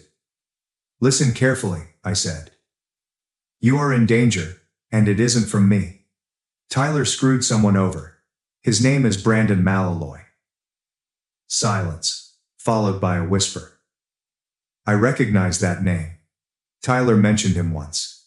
He threatened to murder him if he escaped. Well, guess what? I replied. He's out, and he might think you're part of Tyler's games. She did not speak. I'm not calling again, I stated. Get out of town. Now. I hung up before she could speak. Because, as much as I despised her, I was not going to let her die. Not like this. But I had no idea Brandon was pursuing more than just her. He was looking for anyone who had ever had an impact on Tyler's life. And that included me. I believed I was out, finished, free, and clean. But Brandon Malaloy had a different perspective. It began with a note. No envelope, no return address. Just a bit of paper stuffed under the door of my apartment. Written in all caps and black ink. You played a part. Now pay a price. I stared at it for quite a while. The handwriting was jagged and aggressive, as if someone had slashed each letter into the paper. I did not panic. I did not call the police. Not yet. Instead, I checked the hallway cameras. Nothing. The video cut out at about 2:16 a.m. and 2:24 a.m. Perfect blackout window. Classic move. Whoever did this knew how to move. That means it was time to stop pretending that this was only Madison's problem. I phoned Candace. She answered the second call. He found me too, she replied before I could say anything. There was a dead bird on my porch this morning. The neck snapped. Jesus. All right, I replied, pacing. We need to meet. Find out how deep this goes. No, she replied bluntly. We have to disappear. Only for a while. This is not a joke anymore. She was correct, but I wasn't prepared to run. Not yet. Because this wasn't simply a threat. It was a message. And the messages were meaningful. I dug in. I called an old friend named Drew, who owed me a favor from college. A guy who is now deeply involved in cybersecurity. Drew could make secrets scream. I sent him the note and handed him everything Candace discovered in that folder. Names, dates, deals Tyler had touched, and people he had duped. Drew followed up with me a day later. Ethan, he murmured quietly. You're on a list. My blood became chilly. What type of list? He exhaled. Brandon Malloy kept records while inside. Letters, names, connections. You, Candace, and Madison. Tyler's former gym trainer was also involved. All have been flagged. Some of them have crimson ink. What does that mean? Inmate code. Red ink means final. I sat down hard. My hand felt shaky. He's not looking for vengeance, Drew continued. He wants to purify. He believes Tyler's associates conspired to defraud him. It makes no difference whether it is true or false. I hung up without saying goodbye. It wasn't just a grudge. It was a campaign. And I was next. That night I prepared a go bag. Only the essentials. I changed my phone. I wiped my laptop. And I did something else that I promised not to do. I phoned Madison. She spoke up, her voice faint and breathy. Hello? It's me. You should leave town. Tonight. I'm already gone, she explained. I checked into a motel 2 states away. I didn't expect you to call. I had to, I explained. We're all targets now. She was silent for a second. She then said something unusual. Ethan, do you think I earned all this? I halted. No, I replied. You deserve to be exposed. Not hunted. I didn't know Tyler owed that man, she said quietly. I didn't know any of it. It doesn't matter now. Just stay low. I miss who we were, she said, like a child clutching to a bedtime story. That person died the moment you let someone else into our bed, I informed you. I then ended the call. Candace and I met one more time before leaving town. There were no tears. There's no romance. Just a strategy. We disappear, she remarked. There are no numbers, no social media, and nothing that links us back. We agreed. I was almost ready to leave when she touched my arm. If we survive this, she said softly, we will never talk about Tyler again. I nodded, but deep down I knew this would not end in silence. It would end with someone bleeding. I should have vanished, taken the new name, the prepaid phone, the blank slate, and simply vanished. But I did not. Because when you've been hunted, truly hunted, the only thing worse than fear is not knowing when it'll strike. So I quit running. I called someone I had not spoken to in years. Marcus Wells. Ex-military. Ex-felon. Now a private security ghost who handles non-newsworthy matters. He owes me one. I cashed in. Brandon Malloy, I informed him. He is circling me and a few others. I want it to stop. Paper trail? he asked. None, I replied. But I have names and faces, a dead bird, a threat note, and a blackout security camera. He is trying to make a point. Marcus did not hesitate. I'll find him. 3 days later, I received an SMS. We found him. Philadelphia alone. I want a conflict. I booked the next flight. There is no return ticket. I didn't intend to fight, but I needed to see him, to face the man whose wrath had swallowed my history, my ex-wife, and all that once seemed like a future. The meeting took place in a dilapidated warehouse just outside Kensington. Classic cliché. Cracked windows, rusted gates, and blackness as dense as smoke. Marcus waited at the exit, merely a shadow on a brick wall. He's inside, he explained. But I'll warn you, he's not right in the head. Neither am I said, stepping inside. The area smelled of oil and something unpleasant. Rats scurried across beams. Then I saw him. Brandon, mid-40s, shaved head, large hands. The type of guy who seemed like he could break your back with a handshake. He sat on a folding chair, a switchblade in his hand, and smiled as if the devil knew your secrets. You're Ethan, he replied without looking up. Yeah. You helped ruin me, he said, as if it were a compliment. You and your bitch of a spouse. Her partner believed he could outsmart me. It turns out that betrayal goes in circles. I moved closer. This ends now. He chuckled. Do you think you can threaten me? No, I replied. I came to offer a deal. He raised an eyebrow. Leave Candace and Madison alone. You vanish. In return, I move away and allow you to continue breathing. The smile widened. Why should I believe you? Because I brought something you want. I dropped the flash disk on the ground between us. These are Tyler's contacts. The actual ones. His encrypted files. Every fraud. Every empty wallet. Every penny he ever moved. Brandon's expression changed. Quiet. Hunger. He picked up the drive carefully, his gaze fixed on mine. Are you telling me that this will refund my money? More, I replied. It provides you leverage, power. But only if you leave the rest of us alone. He rose up and walked up to me, close enough that I could smell the tobacco on his clothing. I could kill you right now. You could, I replied. But then this deal vanishes, and you spend the rest of your life running from ghosts and cops. We were staring at each other. A long, silent war in a single glance. Then he took a step back. Deal, he mumbled. And just like that, it was over. I left that warehouse feeling like a man reborn via hellfire. Madison never called back. Candace disappeared as promised, and I respected her decision. The silence you fought for can often be the only way to find closure. What have I learned? That treachery causes scars that no one sees.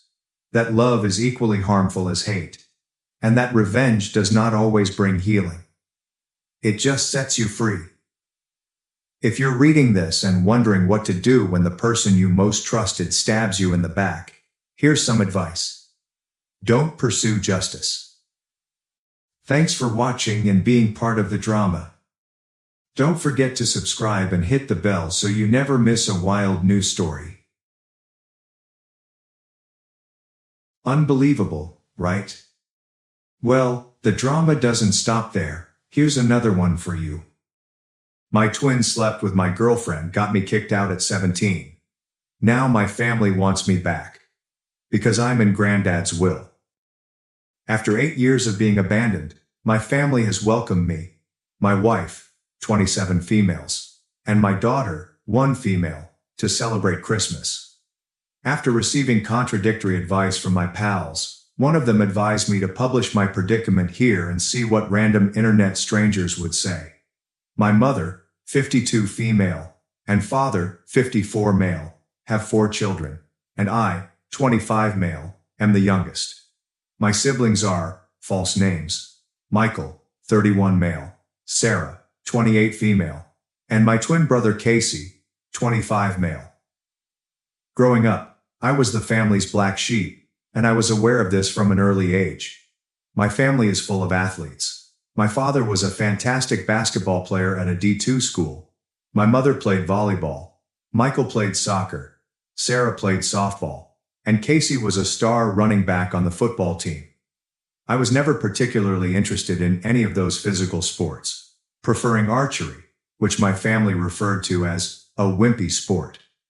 My parents were always more concerned with my siblings and rarely attended my events, to the point where I had to beg them to attend my tournaments.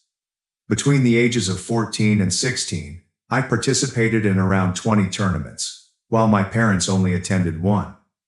They never neglected me, but they were never emotionally available to me in the same way that my siblings were. As a teenager, I despised that. When I tried to bring this up with them, they constantly called me an attention seeker. However, this was not the reason I was rejected by my family. When I was 15, I started dating Amy, now 25, a female, who was in the same grade as me. After about 6 to 7 months of dating, I introduced her to my parents and siblings, who absolutely liked her. I was young, but I could see a future with her.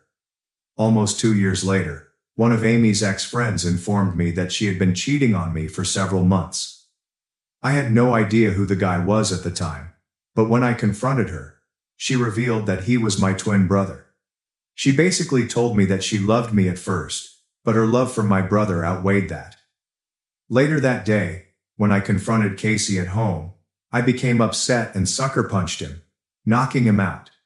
I realized that I shouldn't have gotten aggressive, but years of hatred toward him and the rest of the family just erupted.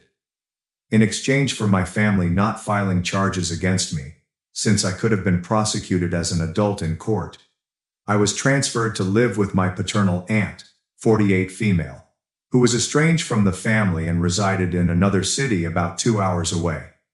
Since then, I've had no interaction with them.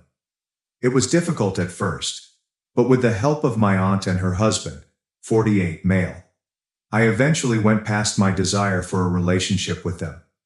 I transferred to a different high school, attended a university in my aunt's hometown, and graduated as an electrical engineer. I later met my wife and married her. I considered inviting them to my wedding, but decided against it because I didn't want any controversy. From there, my wife and I bought a house an hour away from my aunt and had a daughter a year ago.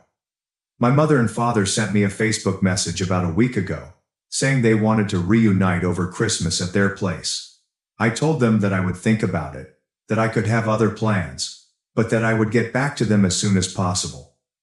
Later, both Michael and Sarah sent me friend invitations, which seemed strange to me.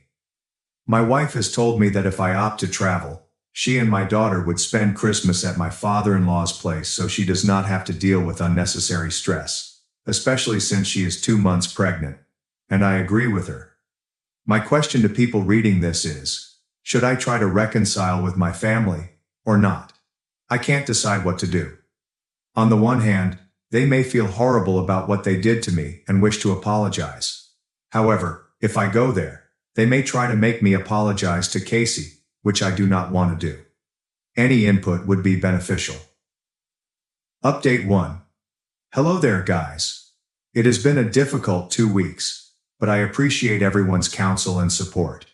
This is going to be a very long post. I intended to post earlier, but several things got in the way. My wife began experiencing excruciating abdominal discomfort 2 days after Christmas, and she was unable to stand on her own 2 feet. My sister-in-law, 30 female, and I rushed her to the hospital, where we discovered that my wife had had a miscarriage, and that the fetus needed to be removed immediately. The worst part for me was telling my wife what had transpired. Due to problems with the operation, my wife was obliged to stay for 2 extra days. I've been trying to be strong for my wife and daughter, but I'm suffering right now. On to the update. Most of you who replied on the same day I posted advised me not to spend Christmas with them due to the significance of the day. I agreed and planned to spend the remainder of the holidays with my wife. They never had time for me, so why should I make time for them? When I texted them this, I expected them to quarrel with me. But they instead replied they respected my views and couldn't wait to see me after the holidays. I started investigating my family to discover why they had contacted me. Michael is a corporate lawyer with a major company in my hometown. Looking at his Facebook page, he has 2 daughters and married his wife in 2016. Sarah appears to have married a doctor. She was studying to be a nurse 8 years ago, and they now have a son together. I have a friend who lives in my hometown and has parents who are friendly with mine. When I asked her about Sarah, she informed me that she divorced her first husband, whom she had been dating for 8 years, after he committed mail fraud. Casey married Amy right after high school, and they had 2 children. I couldn't figure out what he or his wife do for a living on Facebook, but the fact that they bought a large house last year in the midst of a pandemic suggests they aren't truly hurting. My father appears to be experiencing a midlife crisis, and my mother is very active in the wellness community. I then proceeded to enumerate the possible reasons why they wanted to contact me right now. 1. Money. Unlikely, considering 8 years ago, my parents' combined earnings were greater than mine and my wife's. Given that my siblings are not hurting financially, I believe money is not the issue. 2. Organ donation. This could be the case, but it seems improbable. A Redditor suggested that Casey, being my twin, would be my most likely mate. I believe it is doubtful, however, given he was tagged in a Facebook post skiing just a week before Christmas. 3. Regarding my daughter. They could be contacting me to establish a bond with my daughter, but I'm not certain. My daughter is not my parents' first granddaughter, so I'm not sure why they want to meet her. They most likely found out about my daughter because my wife's Facebook account was public. She has since privatized her account. I immediately contacted my aunt, the estranged one who took me in, and informed her of the situation. She explained why they had reached out to me after all this time. To comprehend the circumstances, you must first understand why my aunt was estranged. My paternal grandparents, 79 male and 76 female, had 4 children. My father was the second oldest, while my aunt was the third. After graduation, my aunt came out to her parents as bisexual and started dating her partner. My grandparents promptly rejected her and refused to contact her. However, roughly 4 years ago, my grandfather started to seek out. About a month ago, my grandfather inquired about me, what I was doing in life, and whether I was married or had children. My aunt chastised my grandfather for wanting to know about me after he defended Casey's actions. That's when the entire thing changed. My grandfather informed my aunt that because I had cheated on Amy with one of her close friends, I deserved to be alienated. My grandfather is a devout religious man who despises cheating. My family had told him that when the buddy with whom I supposedly cheated confessed to Amy, she turned to Casey and Sarah for support and consolation. When I learned about this, I confronted and viciously attacked Casey and Sarah. Sarah was the one who tried to tear me and Casey apart. But I never touched her, and I did not brutally attack Casey. When my aunt told me this, my jaw dropped.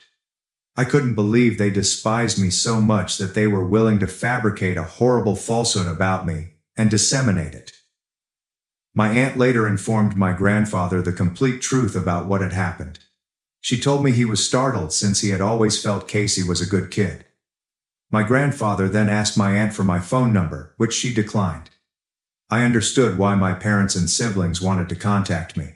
My grandfather had told my parents and siblings that if they did not apologize to me and invite me to the family Christmas meal, they would be cut out of his will.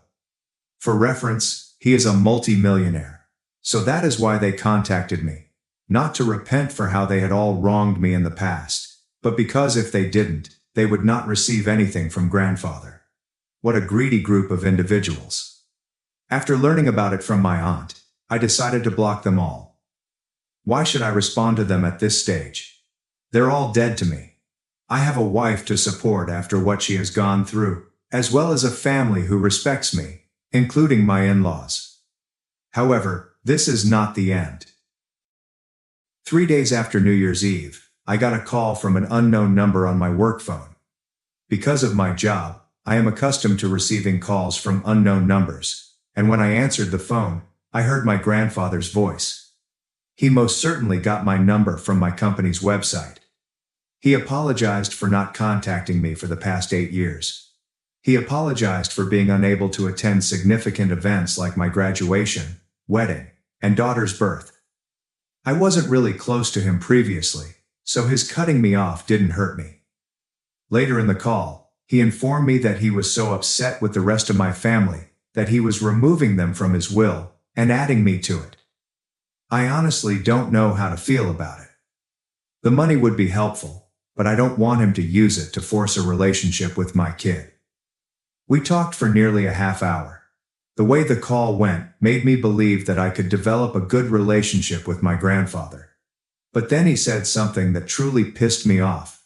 He expressed disappointment that my daughter had not taken the family name. For context, once I married my wife, the question of what last name to use as a pair arose. For legal reasons, I was unable to change my last name to my wife's last name. But we agreed as a couple that all of our future children would have her surname. At this time, I unloaded on my grandfather. I called him a senile old guy and other harsh things, and I told him never to contact me again. The hubris of this man to say that, after everything I've been through, is something I will not tolerate. He will not use the money from the will to dominate me.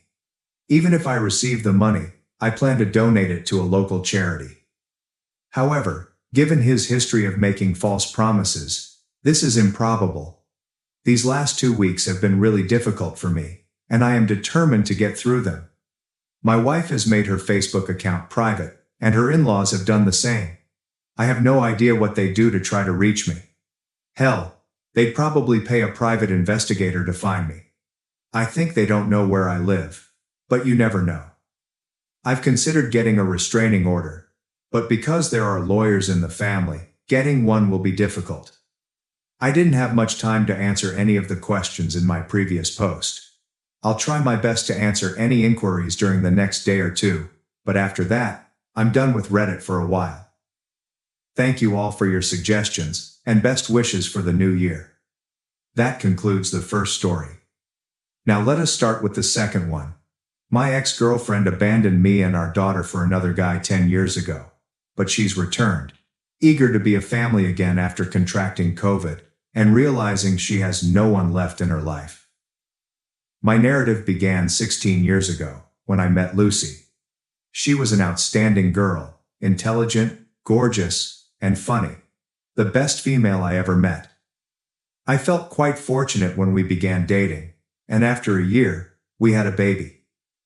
I was living the dream, living with my fiancé, raising our young kid, and having a happy family. I adored Lucy, and after several years, we were finally getting married. Our daughter was the most excited about the wedding since she was going to be a flower girl. Everything seemed wonderful until one day, while I was on my way home, a guy approached me and asked to speak with me. At first, I thought he was trying to sell me something, until he said Lucy. He politely invited me to speak in a private setting. He then requested me to pause everything concerning the wedding, and stand aside since he and Lucy desired to be together. I didn't trust him until he started telling me things about her that I couldn't possibly know. I got home as quickly as I could. I didn't want this to be real, so I told her about it, hoping everything was a mistake. But it wasn't. For the following hour, she told me everything. She'd been cheating on me for the last 2 years. She told me that every time she said she loved me, wanted us to be together, or loved our family, she was lying. How her new boyfriend was younger, stronger, more attractive, and a better lover.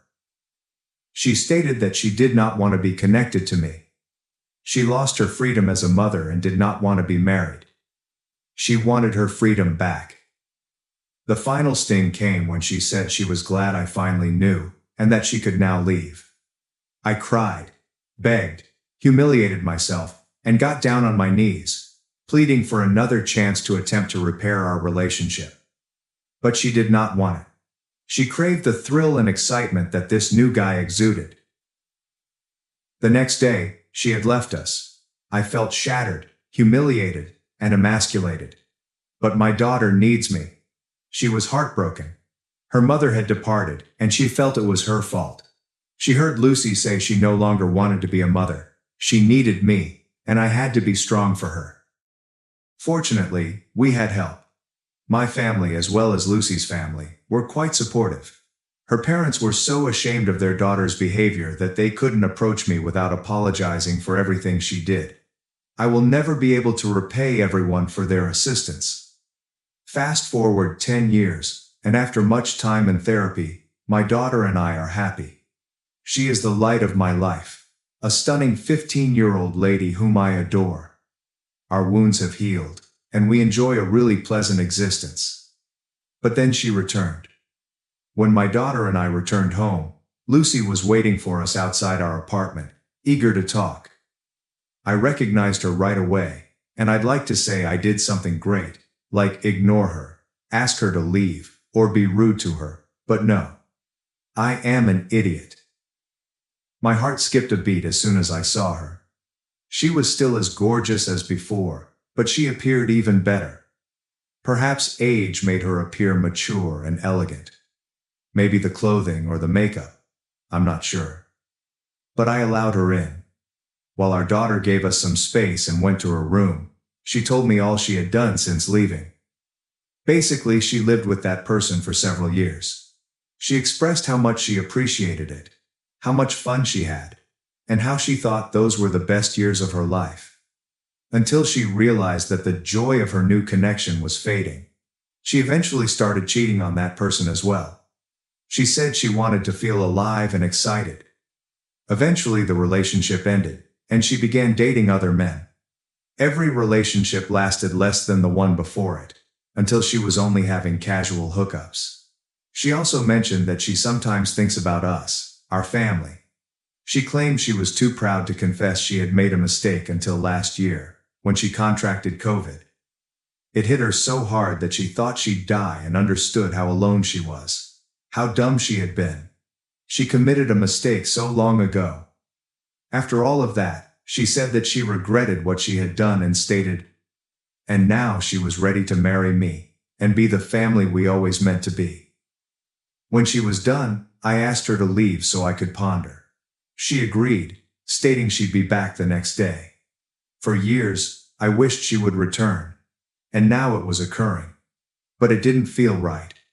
Since then, she has paid us practically daily visits, eager to discuss the best years of our relationship, and how we may reunite as a happy family. I begged for support from my family and friends. Most of them told me that if I took her back, I would be making the worst mistake of my life. Others suggested that I give her a chance. It took me a long time to heal, and even longer to begin forming new relationships, and I would risk everything. My daughter and I had a long discussion about it one night. I strive to involve her in every aspect of our lives, and this problem is very important to her. Because it is about her mother. Sometimes she shocks me with her wisdom and maturity, as she informed me. Can you truly love someone who has damaged us so much? And that's all I needed. I would never forgive myself if I allowed her to injure my daughter again. I stated it to Lucy.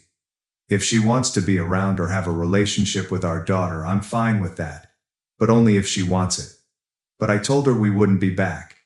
Lucy just stated that she would make me fall in love with her again, and that she would not give up. Update 2. I didn't expect so many responses, so thank you to everyone for your feedback and advice. Thank you to those that opened my eyes and helped me recognize that I still have issues with my ex, and am not over her. Overall, I'm grateful to those who warned me about the dangers of reintroducing my daughter into our lives. I recognize my flaws, but I will not allow her to injure my baby again. So, don't worry, I'm not getting back to her. She had insisted on meeting ever since the post. She wanted to talk. I decided to have one last conversation with her and set my boundaries. We met in a public space. The conversation was long and difficult. I wanted her to be honest, so I informed her that if I caught her telling a lie, I would leave.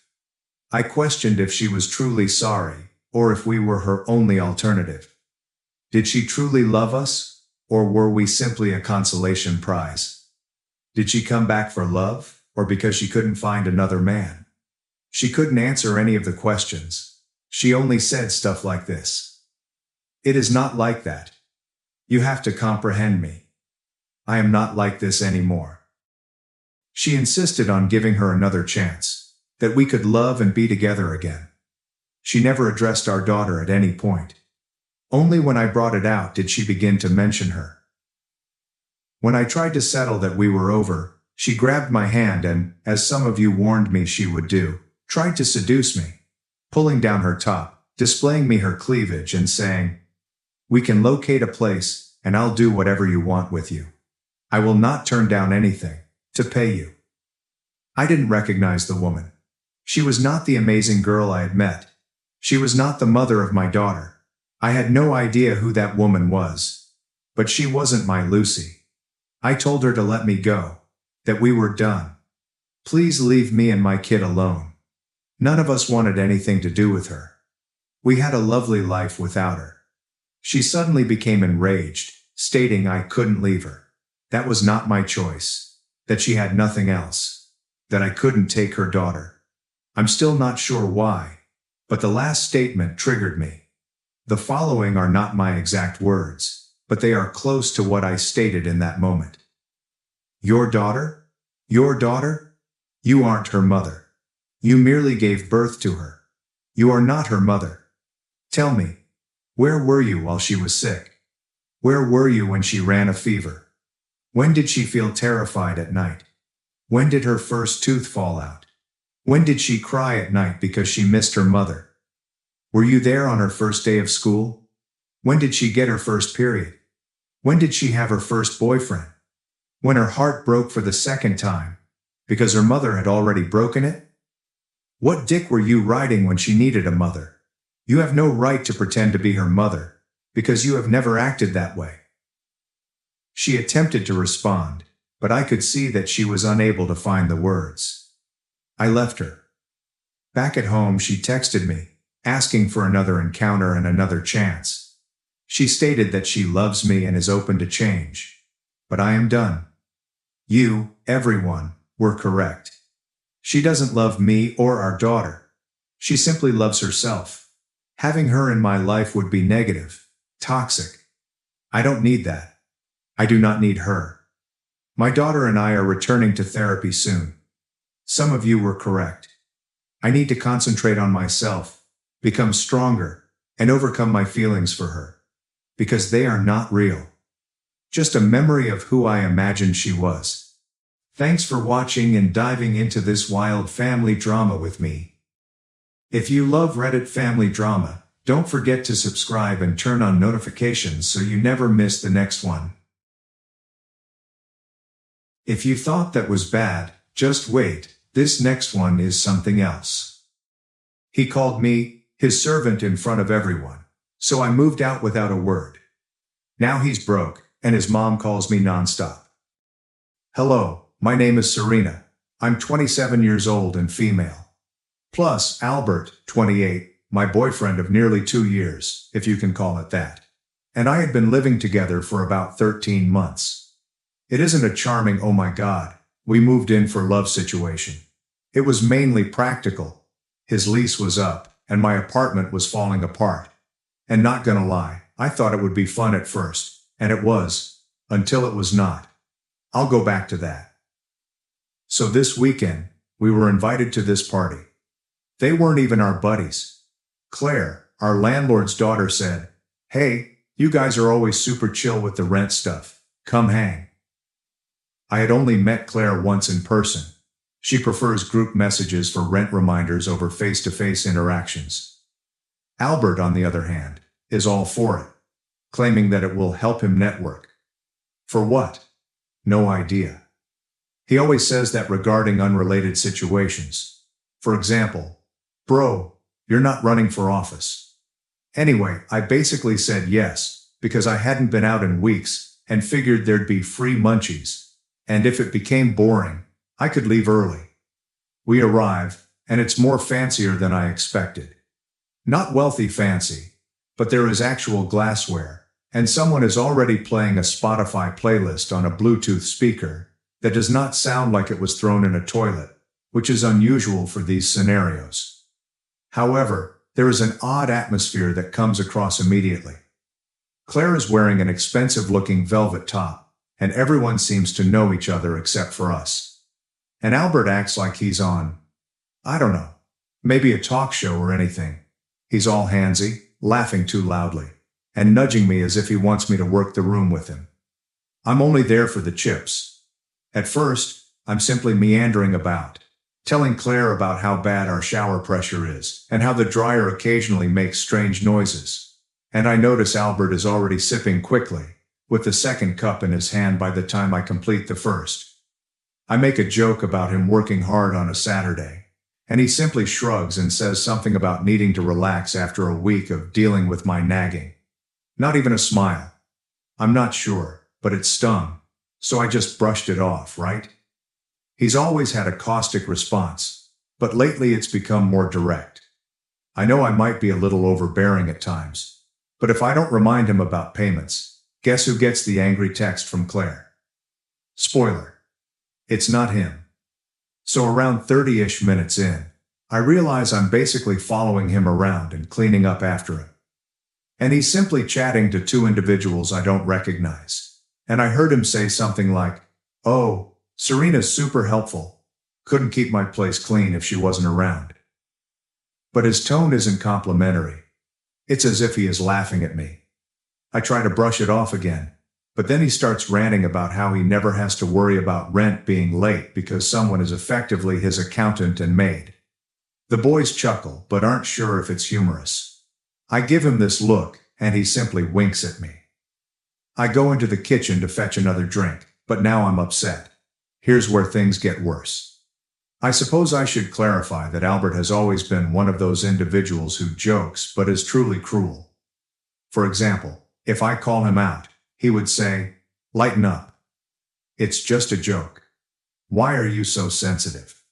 But it's always about something I do for him or forget, and he never let it go. He'll remind me of the time I mistakenly shrunk his hoodie like it was a running gag. But if I bring up his story, it's old news. So sure, I spent the entire night watching him become drunk. And I'm texting my friend Avery beneath the table like, "Pause, distract me before I throw a chip at his head." By the time it's maybe 11 p.m., most people are pretty tipsy, but Albert is clearly gone. I try to encourage him to drink some water. He ignores me and begins to speak louder, as if he is performing for the room. Claire comes up and sits next to me, quietly asking, "Is he always like this?" I simply shrug. She appears uneasy. I simply say, "He's had a rough week," which is the most ridiculous excuse. His week was not bad. He left his laundry in the washer, and now everything smells like mildew. That is on him. So, at some point, someone brings up living with partners and the hardest tasks. Albert decides it's time to shine. He rises up, raises his drink as if toasting, and says, "Oh, you want to know what it's like to live with Serena? She's basically my maid with benefits. Good for scrubbing toilets and paying rent, but way too boring for anything else." Yes, he actually shouted that aloud to the entire group. And everybody just freezes. Claire's face is like, "Did he just say that?" A couple of his pals laugh, but largely it's the awkward, "Oh God, please don't drag me into this" laugh. I just stood up. I'm not loud or anything. I just started heading down the hall. "Albert," this guy physically grabs my wrist. It wasn't too hard, but it was enough to put me off. And he does this thing where he's like, "Oh look, she's going to leave. Sit down, Serena, come on." And he turns to the group, shaking my handbag in the air and says, "Look guys, she doesn't even have the guts to walk away. Pathetic, isn't she?" People truly laugh. Like, not all of them, but enough to make my face hot. Claire is simply staring at the floor. I pull my wrist away. He doesn't let go at first, but I pull it. I'm not going to lie. It wasn't gentle. And I simply stand there for a moment, unsure what to do, because I don't want to make things weirder. But I'm not going to cry in front of these folks. So I sat back down. I take my purse from his grasp and simply place it on my lap.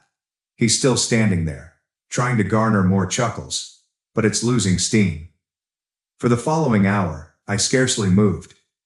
I scroll through my phone, pretending to text, but all I'm doing is staring at my lock screen. I'm thinking of all the times I took up his slack, covered for his late payments with Claire, and did his dishes when he forgot. And I feel like a complete idiot because this is the person who, when we first started dating, would bring me coffee in bed and tell how much he loved me. Now I'm merely the target of his maid jokes. Eventually, a couple of individuals approach me and clumsily inquire about my well-being. I just claim I'm all right. I am just weary. Claire sits next to me and gently says, "You don't have to stay." But I just shake my head because I don't want to raise a scene. Plus, Albert is still lingering around the door, as if he is defending it. He's resting against the wall, scrolling through his phone, and I see him type something on Instagram. I know he's probably messaging his group chat about how nuts I am. I really want to leave, but every time I rise up he gets in the way. Claire tries to go past him to let her dog out, but he ignores her and blocks the hallway until she actually pushes him out of the way. He slips a little, nearly drops his phone, and gets angry at her for shoving, but she simply instructs him to move. I see all of this and think, okay, so it's not just me. He's just like this, I guess. He has to be the center of attention at all times, and if he feels ignored, he brings everyone down with him. It's very evident. Now that I'm paying attention, my phone keeps buzzing all night. I receive texts from Avery wondering if I'm okay, and I just answer, "It's fine, I'll call her later." I also got a couple of texts from my mother, which is strange because she never texts this late, but she's asking if I'll come by tomorrow. I almost respond only to have an excuse to go, but I don't want to start something in front of these folks. I know if I go, he'll make a fuss, so I'm simply waiting. Finally, it's approximately 2 a.m., and many are leaving. I get up, take my coat and start towards the door. Albert stands there, arms folded, and just stares at me. I do not say anything. I just walk past him. He mutters something beneath his breath. I couldn't tell what it was, probably more of the same. I step outside and stand on the porch for a minute, trying to regain my breath. Claire comes out to hand me my charger. I left it plugged in. She glances at me as if she's about to say something, but she does not. Just instruct me to text her about the dryer if things become worse. I nod, thank her, and then go. The walk home took about 10 minutes. And I spent the entire time replaying everything in my thoughts. I get to our apartment, go directly to bed, and don't say anything to Albert when he eventually enters, slamming the door behind him. He doesn't even glance at me, he simply kicks off his shoes and walks to the bathroom. I lie there going through Reddit, entering stuff into my notes app to ensure I don't forget anything. So that's how my Saturday night went. I'm so angry I'm shaking. I'm not sure what I should do next, but I'm not going to let this slip. If anyone is interested, there will be a second installment. I just had to get this out. I apologize if this is a disaster. I'm still really angry. Update 1. Okay, I didn't expect I'd be back so quickly, but a lot of you requested the next chapter, and typing it down is stopping me from screaming at my phone. Plus, I believe I'm still too upset to do anything else right now. I'm not sure if this is even readable.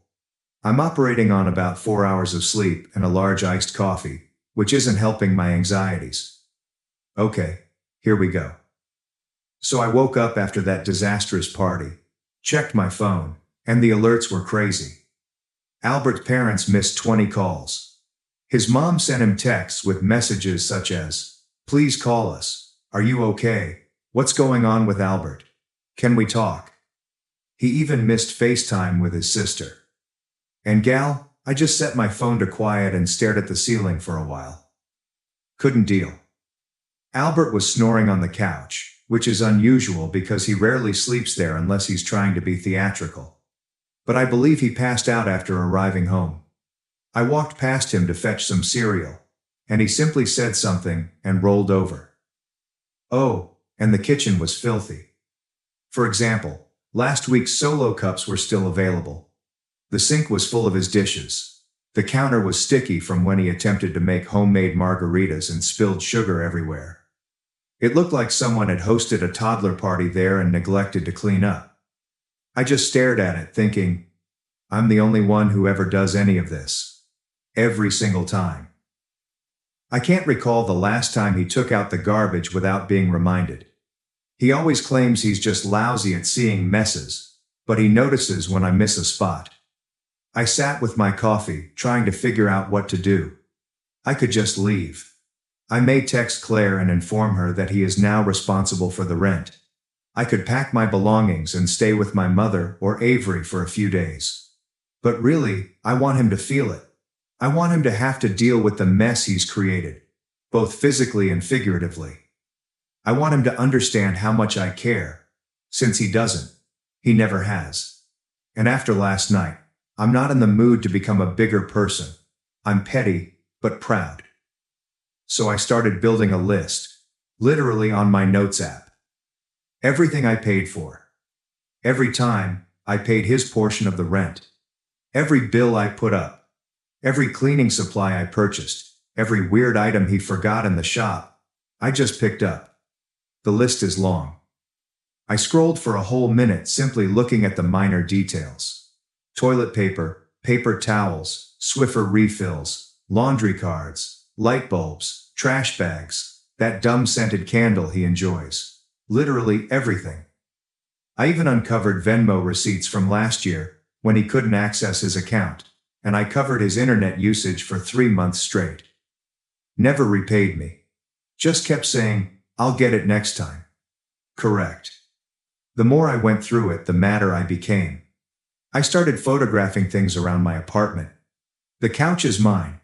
I bought the TV when I moved in. The plates, silverware, microwave, and linens are literally all mine. Except for the ugly lamp he received from his parents, and the broken kettle that he promises to replace, but never does. I began mentally grouping things together, such as, what can I take without needing a U-Haul? What do I actually care about? What would he even notice is gone? I emailed Avery and asked if I could use her car the following weekend. She just replied with a middle finger emoji and the words, say less. I adore her. I ignored Albert all morning. He walked into the kitchen at midday looking completely dead. He made a huge show of pouring water and massaging his temples. I sat there scrolling through my phone, not trying to be engaged in making him breakfast. He eventually tried to make small talk, stating he couldn't recall anything from the previous night.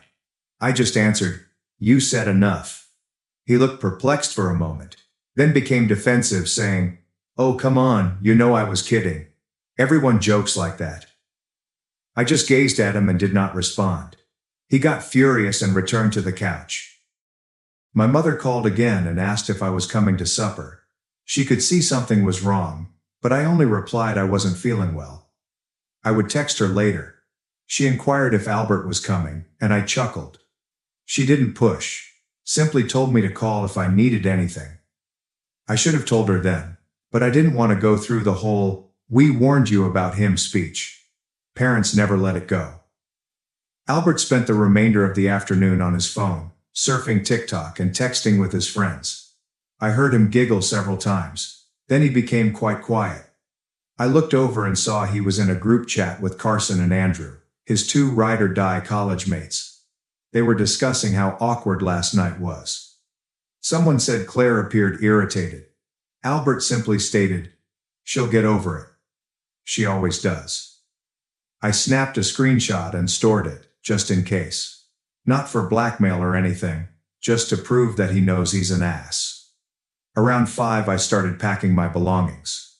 Not everything. Just the little things. My chargers, makeup, favorite hoodie, headphones, novels, and laptop. things he'd never noticed missing. Everything went into my bag and into my car. He didn't even inquire where I was going. He simply told me to bring back some chips if I went by the store. I slammed the door as I exited. I sat in the car for a minute, inhaling, before driving to Avery's to drop off my stuff. She didn't ask any questions, just offered me a soda and turned on some music. Girl, I nearly sobbed, but I didn't. When I returned, Albert was on Xbox, shouting at a kid online about camping and Spawn. I entered the bedroom and began looking through the closet. Half of the clothes in there are mine, but he always leaves his belongings in a pile on the floor. I began folding my belongings into a laundry bag. He came in and asked what I was doing. I simply answered, laundry. He shrugged and returned to his game. I cooked dinner just for me. He walked in and asked where he was. I informed him that he could make his own. He literally pouted, like a child. I just walked past him and went into my room. I spent the night messaging Claire. I inquired if she was all right after yesterday night, and she answered she was just ashamed of everyone. She apologized for having to deal with Albert, and told me to let her know if I ever needed assistance with the flat. I inquired whether she believed her father would allow Albert to stay if I moved out. She responded, "Well, you're not on the lease, are you?" "Just him." I said, "Yeah, just him. Since when we moved in, he promised to handle the paperwork and never put my name down. I just mentioned it would be less complicated." She added, "Then he's responsible for the rent." I remarked, "Good to know." She responded with a thumbs up emoji. I began to feel slightly better. Next morning, I began relocating more of my belongings. Albert hardly noticed. He was debating with Andrew about fantasy football while moaning about the Wi-Fi. I began unplugging things that were mine and storing them in boxes. I took the router, which I paid for, the coffee maker, the kitchen knives, my blender, my throw pillows, and even the air fryer. I left all of his belongings, his old laptop, his gaming chair, and his mess of miscellaneous wires that he claims he'll arrange someday. I asked Avery to come help me with the heavy items. She arrived at about 2.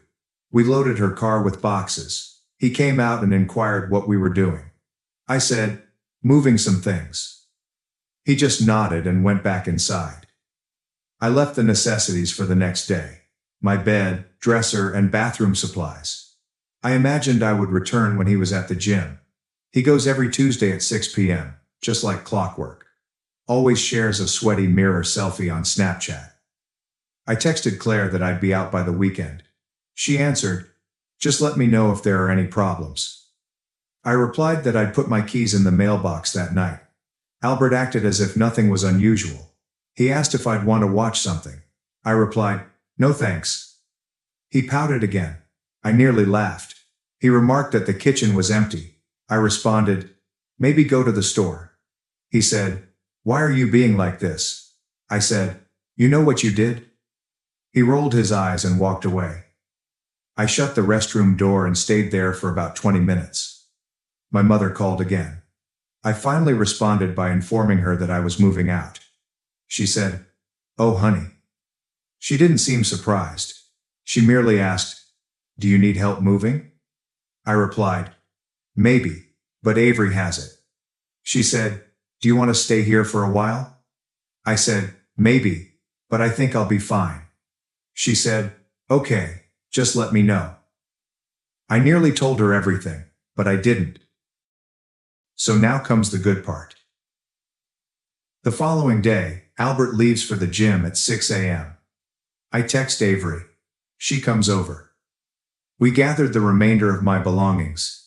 I place a note on the counter with a list of everything he owes me for the past year: rent, bills, groceries, cleaning supplies, and so on, as well as a note that says it's your turn to pay. Don't forget the toilets. I placed my keys in the mailbox. I take one more look at the apartment. It appears sad. The energy in the air calls me pathetic. I go away without looking back. I went to Avery's. She gives me a drink, and we spend hours watching silly YouTube videos. My mother texts to say she is proud of me. I did not reply immediately. I just want to be alone for a bit. Later that night, I received a series of texts from Albert. He's mad. Says I surprised him.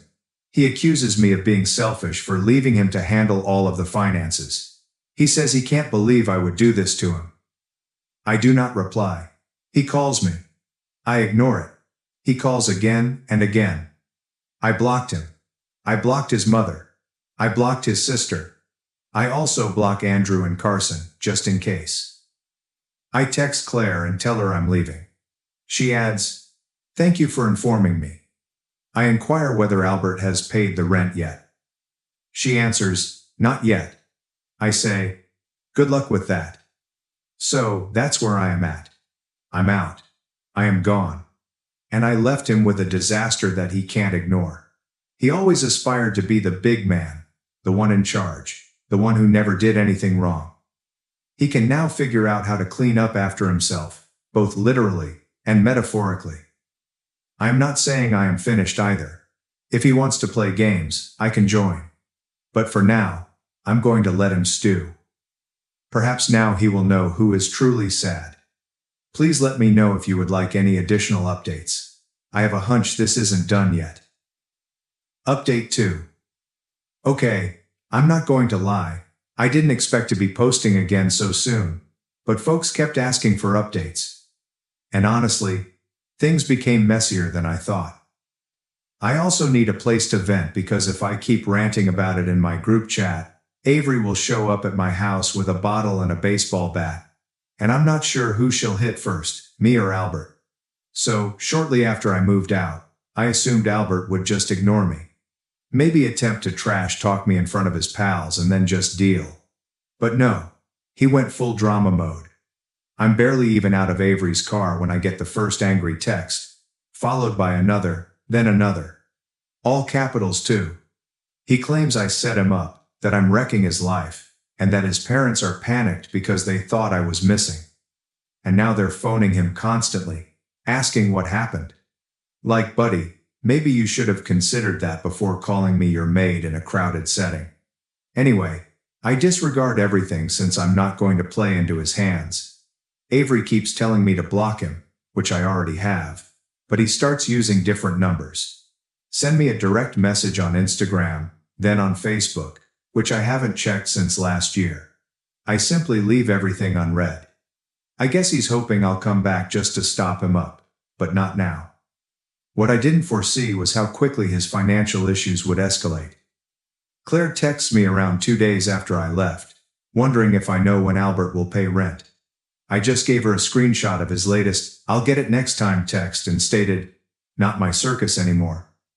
She responded with a bunch of laughing emojis and a yikes.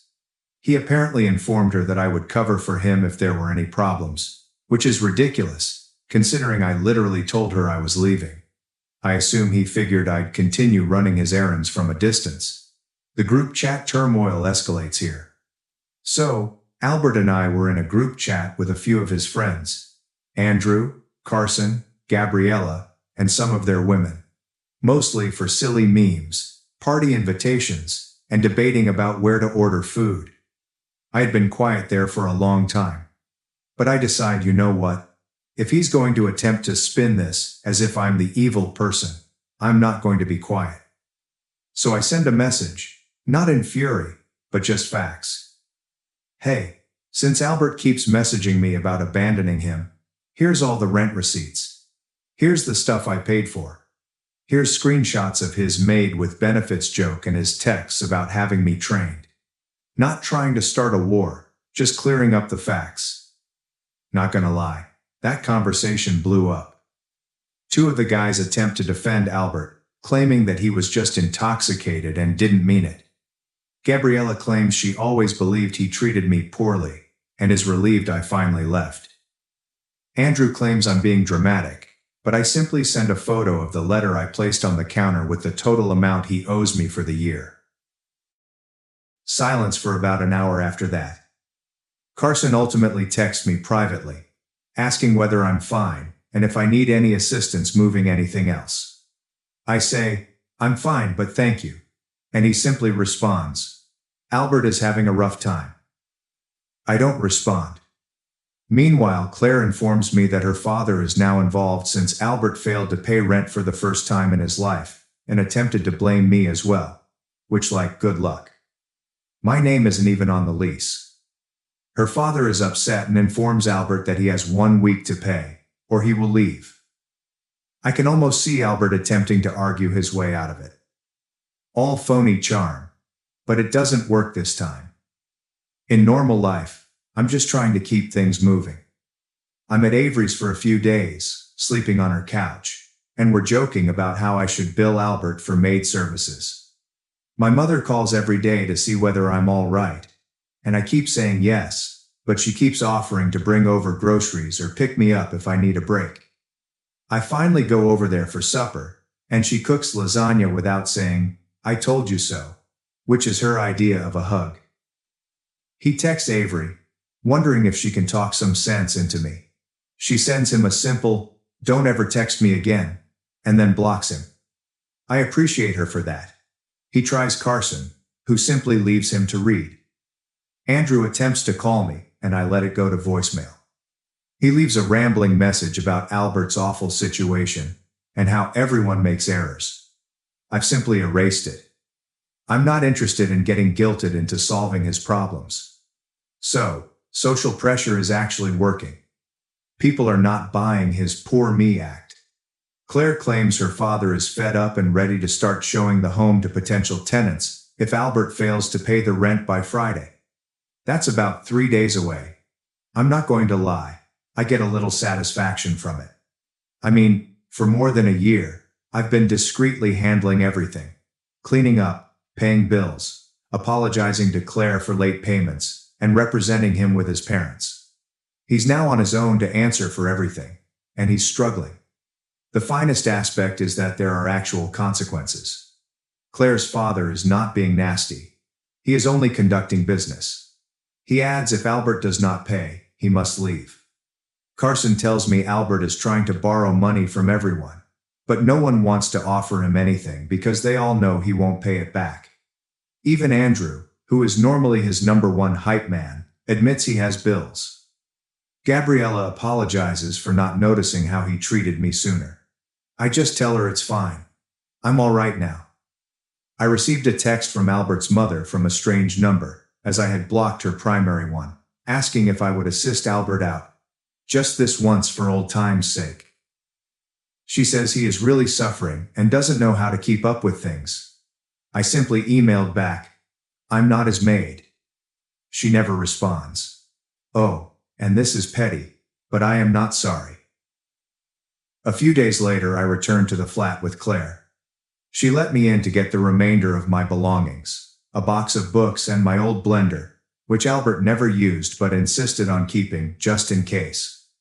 He was there, and he tried to argue with me, saying I ruined his life and that I didn't have to reveal it. I just answered, "You did that yourself." He tried to come in my way, staying in the corridor and refusing to move, so I pushed past him. He shut the door behind me. Claire just rolled her eyes and replied, "He's not your problem anymore." I gathered my belongings and left. So, I don't know, but I think I'm finally understanding how much of his attitude was based on entitlement. As if he truly believed I'd always cover for him, clean up after him, pay his bills, and laugh at his jokes. He used to say that I was good at keeping things together, but in reality, he didn't want to do anything. And when he was called out, he attempted to make me look like the villain. Now he's stuck. He has only himself to blame. And every time he tries to make me the bad guy, it only backfires. People are beginning to see through the act. Even his parents, who used to contact me for everything. "Serena, did you remind Albert to call his grandma?" "Serena, did Albert find his insurance card?" Are learning they can't make me solve it. I am not being mean. Just finished. I'll keep you updated if anything else happens. But, to be honest, I believe this is the beginning of him dealing with his own mess. And if you're reading this and you're the Serena in your relationship, believe me, you don't owe anyone your sanity or credit score. I suppose that's all for now, unless he tries something new, which wouldn't surprise me at all. Update 3. Okay, so this is probably going to be my last update for a bit unless something genuinely crazy occurs. Because not gonna lie, I'm exhausted, and I need to finally get on with my own work. But I promised a last wrap up, and honestly, this one is lengthy. So, if you're still reading, thank you for your support, DMs, and girl same comments. I'm not used to random online strangers rooting for me, so this is very good. After the last piece, I was largely just waiting to see if Albert would pay his rent or get kicked out. And to be honest, I didn't think he'd go down without one final weak move. I was not mistaken. But first, let me start with the craziest part. His parents. So, the morning after I left for good, I still had 20 missed calls from his mother, father, and even his sister's old phone number. I'm not sure, but I kept ignoring them. And to be honest, it got to the point where I felt pity for not even responding to their texts. Examples include, "I'm alive. Leave me alone." But then, around midday my phone starts blowing up again. The same numbers, but with longer voicemails. His mother, frantic, asked me to just talk to her, claiming Albert is in poor form, hasn't eaten, can't sleep, and has never been like this before. I listen to about half a message, roll my eyes, and then delete it. I'm not cold-hearted, but I'm no longer his mediator. I am not his father, therapist, or maid. The next thing, and this is the bit that truly makes me want to flip a table, she begins texting my mother. Like my actual mother. I imagine she still had her phone number from the one time they met at a holiday event. I only discovered it after my mother called and said, is everything okay? Albert's mom says he can't pay rent and he needs you to come back and talk some sense into him." My mother simply sounded tired, as if she expected me to say I was getting back together with him. But I told her straight up, "Nope, I'm done. He's on his own. Please don't answer her anymore." She simply answered, "Okay," and asked if I needed her to bring over groceries. Albert keeps calling. Now he alternates between madness and sadness. Like one moment it's, "You ruined my life," and the next it's, "I'm sorry. Come back. I'll change." I ignore every single call. He tries other numbers and even tries to FaceTime me. I block everything. It's really like whack-a-mole. Avery still laughs about it. He suggests I start charging him by the call. Meanwhile, Claire texts me that her father has finally given Albert the official notice. He has to go by Friday if he cannot pay. Apparently he tried to secure an extension by claiming his ex sabotaged him. Claire's father simply stated, "It's not my business. Pay or move." Albert attempts to guilt everyone else. Carson texts me that Albert tried to borrow money from him and claimed I stole his belongings. Nope. I literally grabbed only what was mine and left the rest, including receipts. Gabriella texts me, claiming Albert DM'd her and asked if she could vouch for him if Claire's father inquired about payment history.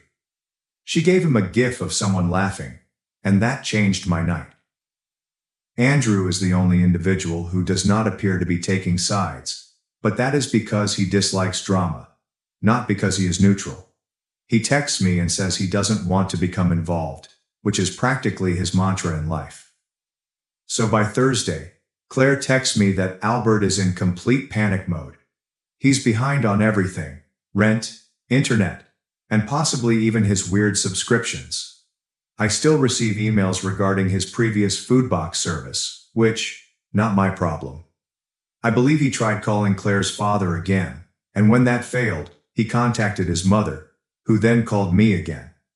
This time I picked it up, mainly because I was annoyed. She begins with an entire conversation. "Please, Serena. I know he messed up, but he's so lost without you. He's not good at handling life stuff. You know how he is. I've only just stated, sorry, I'm not part of this anymore. You need to talk to your son, not me." She begins crying briefly, which is embarrassing, and I simply say goodbye and hang up. I believe Albert treats people this way because he has always gotten away with it. His parents, for example, lavish him with attention. His friends either dismiss it or laugh it off. And I was only the latest person to take up the slack. He gets loud when he's humiliated, jokes when he's nervous, and when that doesn't work, he just waits for someone else to come solve things. I mean, I knew he was lazy, but I never realized how much he relied on people to pick up after him until I stopped doing it. So anyhow, Friday arrives. I'm eating leftover noodles in my new house, which is just a shoebox, but it's mine. When Claire texts me, just a thumbs up, he's gone.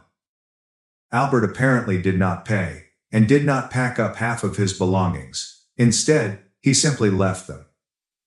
Claire's father indicated he could come get the rest if he wanted, but the locks had been changed, and he no longer lives there. I inquired if he caused a scene. She only claims he cried briefly, slammed the door and fled. I nearly feel awful for a second, but then I recall how he behaved at that party, and I'm simply, nah. I do not. And get this. He tries to show up at my new place. I mean literally knocking on the door. I hear it, and look out the window to see him standing there, his hoodie drawn up and holding a grocery bag. I do not open the door. I text Avery, who is really in the next building over, and she comes out, stands on the sidewalk, and simply stares at him until he departs. He doesn't say anything to her and simply walks away.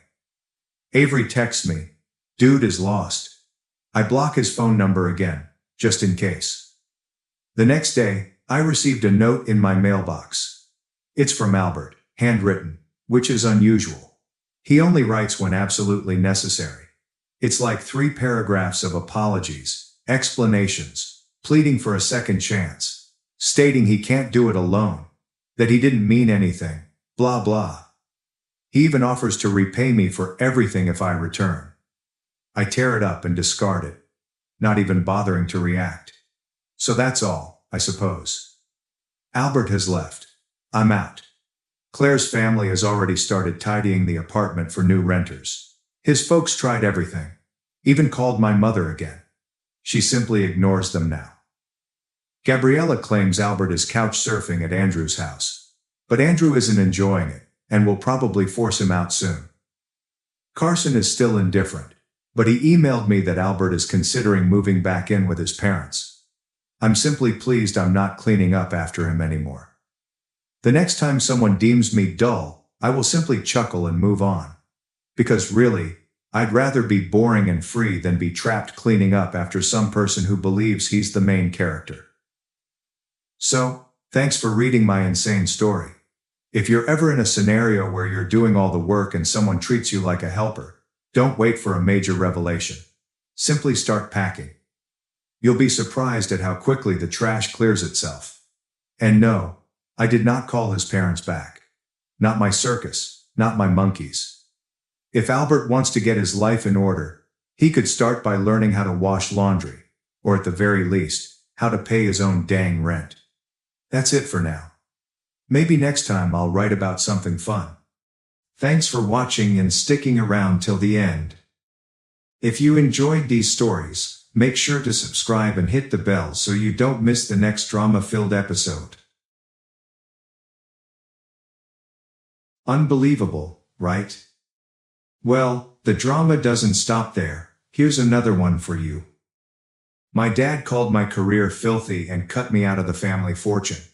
Then asked me for $120,000 when my brother wrecked the family business. Henry here, everyone. I manage a pet care chain in New York and am 30. The employment is secure and pays well. My residence, car, and small sunny workplace allow me to work late into the evening. Someone could believe I'm lucky. A proud, loving family is behind me. But no family. Maybe the one I left exactly a year ago. I recall standing in a huge family gathering and saying, I don't belong here anymore. It wasn't an easy decision. When you're at the edge of quiet and disappointment, you must choose, keep going, or break the pattern. I'm presenting this story not to blame anyone or defend myself, but to remind myself that to genuinely live, you must be willing to lose what you believed was impossible. I left my family on Easter Sunday last year without regret. After many frigid spring showers, the sun shone sufficiently to dry the wet. I drove out of Manhattan early, past folks going to church, quietly glad that our family was finally together again. Being on time has always meant arriving 15 minutes early for me, and this time was no different. When I arrived, the house was full of chatter and laughter. It was more crowded than previous holidays, with relatives from near and far, many of whom I recognized by face, but not by name. Mom mentioned Dad had something significant to announce today, not asking what it was. Mom loved chocolate mousse cake from a Brooklyn alleyway bakery, so I put it on the kitchen counter. I usually brought a bottle of red wine, a box of gourmet pastries, or a bouquet of her favorite flowers home in recent years. These tiny presents didn't change our distance, but I hoped they could have maintained a piece of the son I was still striving to be. 20 minutes later, the celebration started normally. Glasses clinking, grilled meat and baked potatoes in the house, and usual chats about real estate, stock prices, and kids' schools. I silently ate and listened at the corner of the table. I didn't join. I didn't need to. About 30 minutes after everyone had settled in, my dad stood up, hoisted his glass of wine and spoke in his booming voice, which he only used for big announcements. "Everyone please quiet down, we have something to share." The place went quiet immediately. He said, "Our family has come to a decision. Starting today, all the assets including the company, the shares, and the real estate will be handed over to Matteo." The room went silent. My heart slowed by half a beat. Like everyone expected, the clapping was loud, hurried, and enthusiastic, nearly on cue. My mom spoke next, her eyes beaming like she'd found her life's mission. "Matteo's been working at the family company for 5 years now, and he'll be the one to carry on the legacy, to take it to the next level." I sat staring at my water glass after their statement. I felt the glasses chill in my fingertips, but it didn't stop my chest pain. Waves of applause hit my chair like hammers. No one solicited my opinion. Nobody looked at me. No one asked, "What about Henry?" I was there but unnoticed. I was there, but they thought I was out of the story. Though I knew they liked Matteo, I didn't expect this. My younger brother Matteo is 2 years younger. We weren't inseparable as kids, but we never fought. Since my childhood was marked by justice, I thought our parents saw us as equals. Back then, everything was split.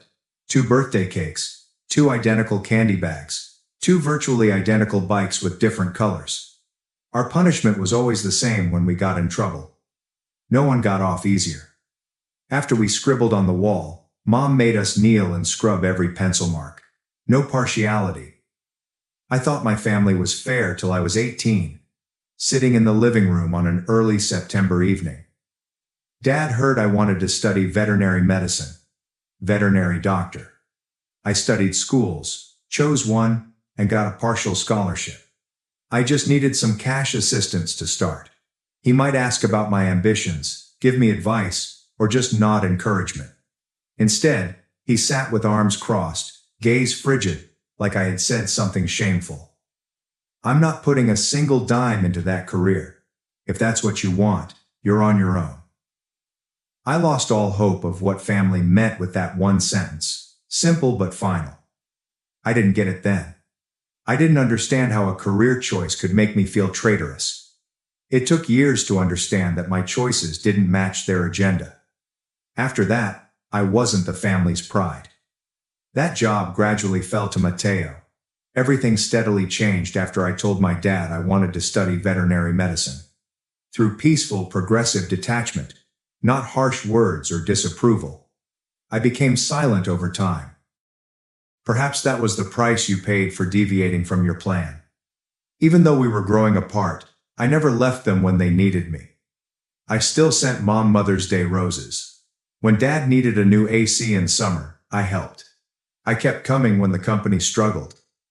I never kept score, so maybe the betrayal hurt so much because it came from the one person I thought would never treat me like an outsider. My daddy. A year ago, He called late one night, his voice low and wavering, like he'd struggled with himself before calling. I'll never forget what he said. The company was in crisis that night. They needed $80,000 to prevent collapse after a significant contract fell through at the last minute. I suggested writing a formal statement to the family or documenting my firm contributions. But he stopped that immediately. He comforted me with one sentence. When your mother and I are gone, you'll still have a share of the company. This is family business after all. At that point, I asked for nothing else. I wired $80,000 to the company account the next morning.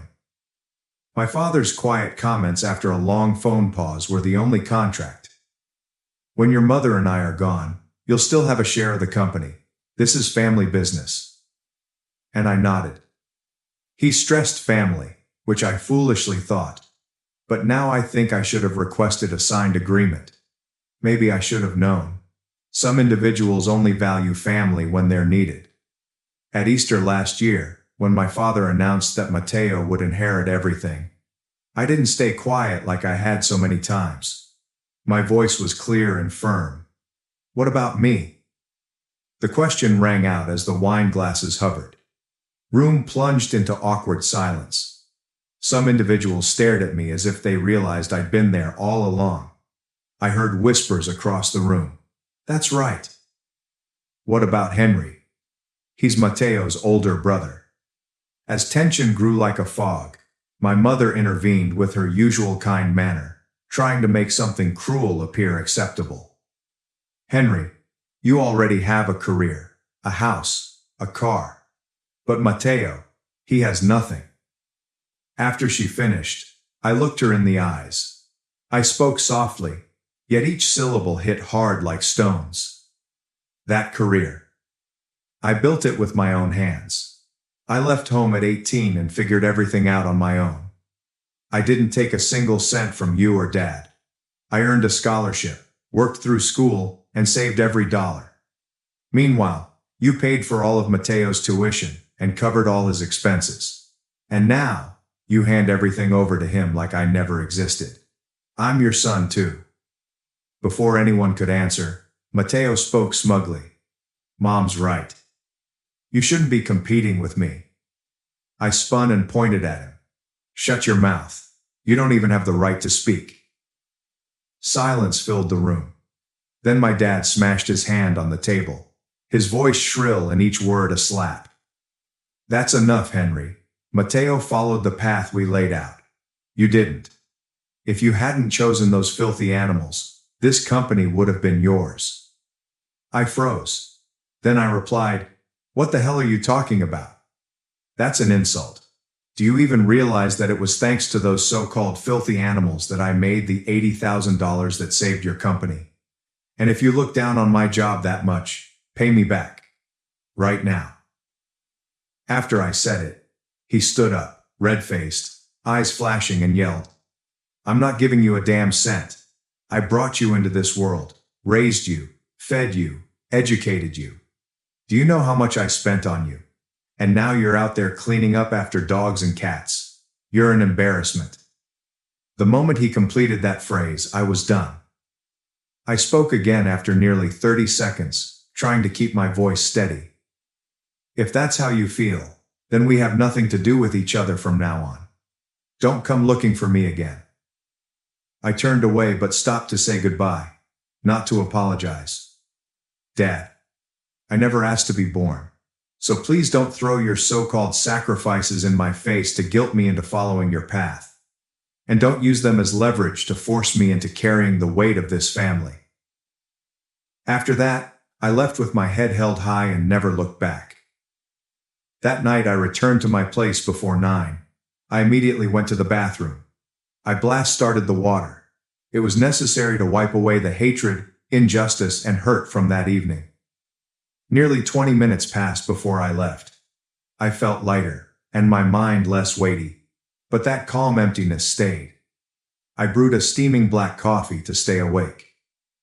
As I sat calmly by the window that night, I thought about the day I turned 18, and left home with only an old suitcase, a few pieces of clothing, and the money I'd saved.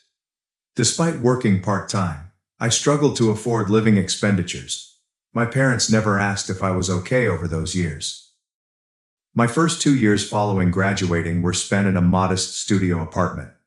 I cut cuts every month to pay school loans. Then something unexpected happened in my third year. A peaceful Sunday afternoon. I had no plans or shifts that day. I had a funny idea. Why not make a pet care video? So I did. I used books and shoeboxes as a tripod, propped up my phone, and spoke like a friend. After finishing, I submitted the video on Facebook and YouTube. I did it for pleasure without expectations. If someone found it, great. If not, no problem. Within 2 days it became viral. Within 48 hours, platforms had nearly 3 million views. I was stunned. I refreshed the page, believing it was a glitch. When the comments and messages started coming in, I realized people needed what I had to say. I made additional vids. My initial thought was to impart knowledge. I got my first $2,000 from ads and sponsorships a month later. I stared at that number on my screen for a long time, surprised, anxious, and wondering if I was dreaming. But the number grew. 9 months later, I had 1 million YouTube subscribers. I had over 2 million followers across all platforms in just 1 year. Then pet care brands reached out. They wanted to collaborate, sponsor videos, and offer me goods to review. I understood this wasn't a hobby anymore. It was something more. Finally, with crowd support, I opened my own pet care store. I named the company Whisker and Paw because I wanted to share kindness and love, something my family never gave me as a child. First location was more successful.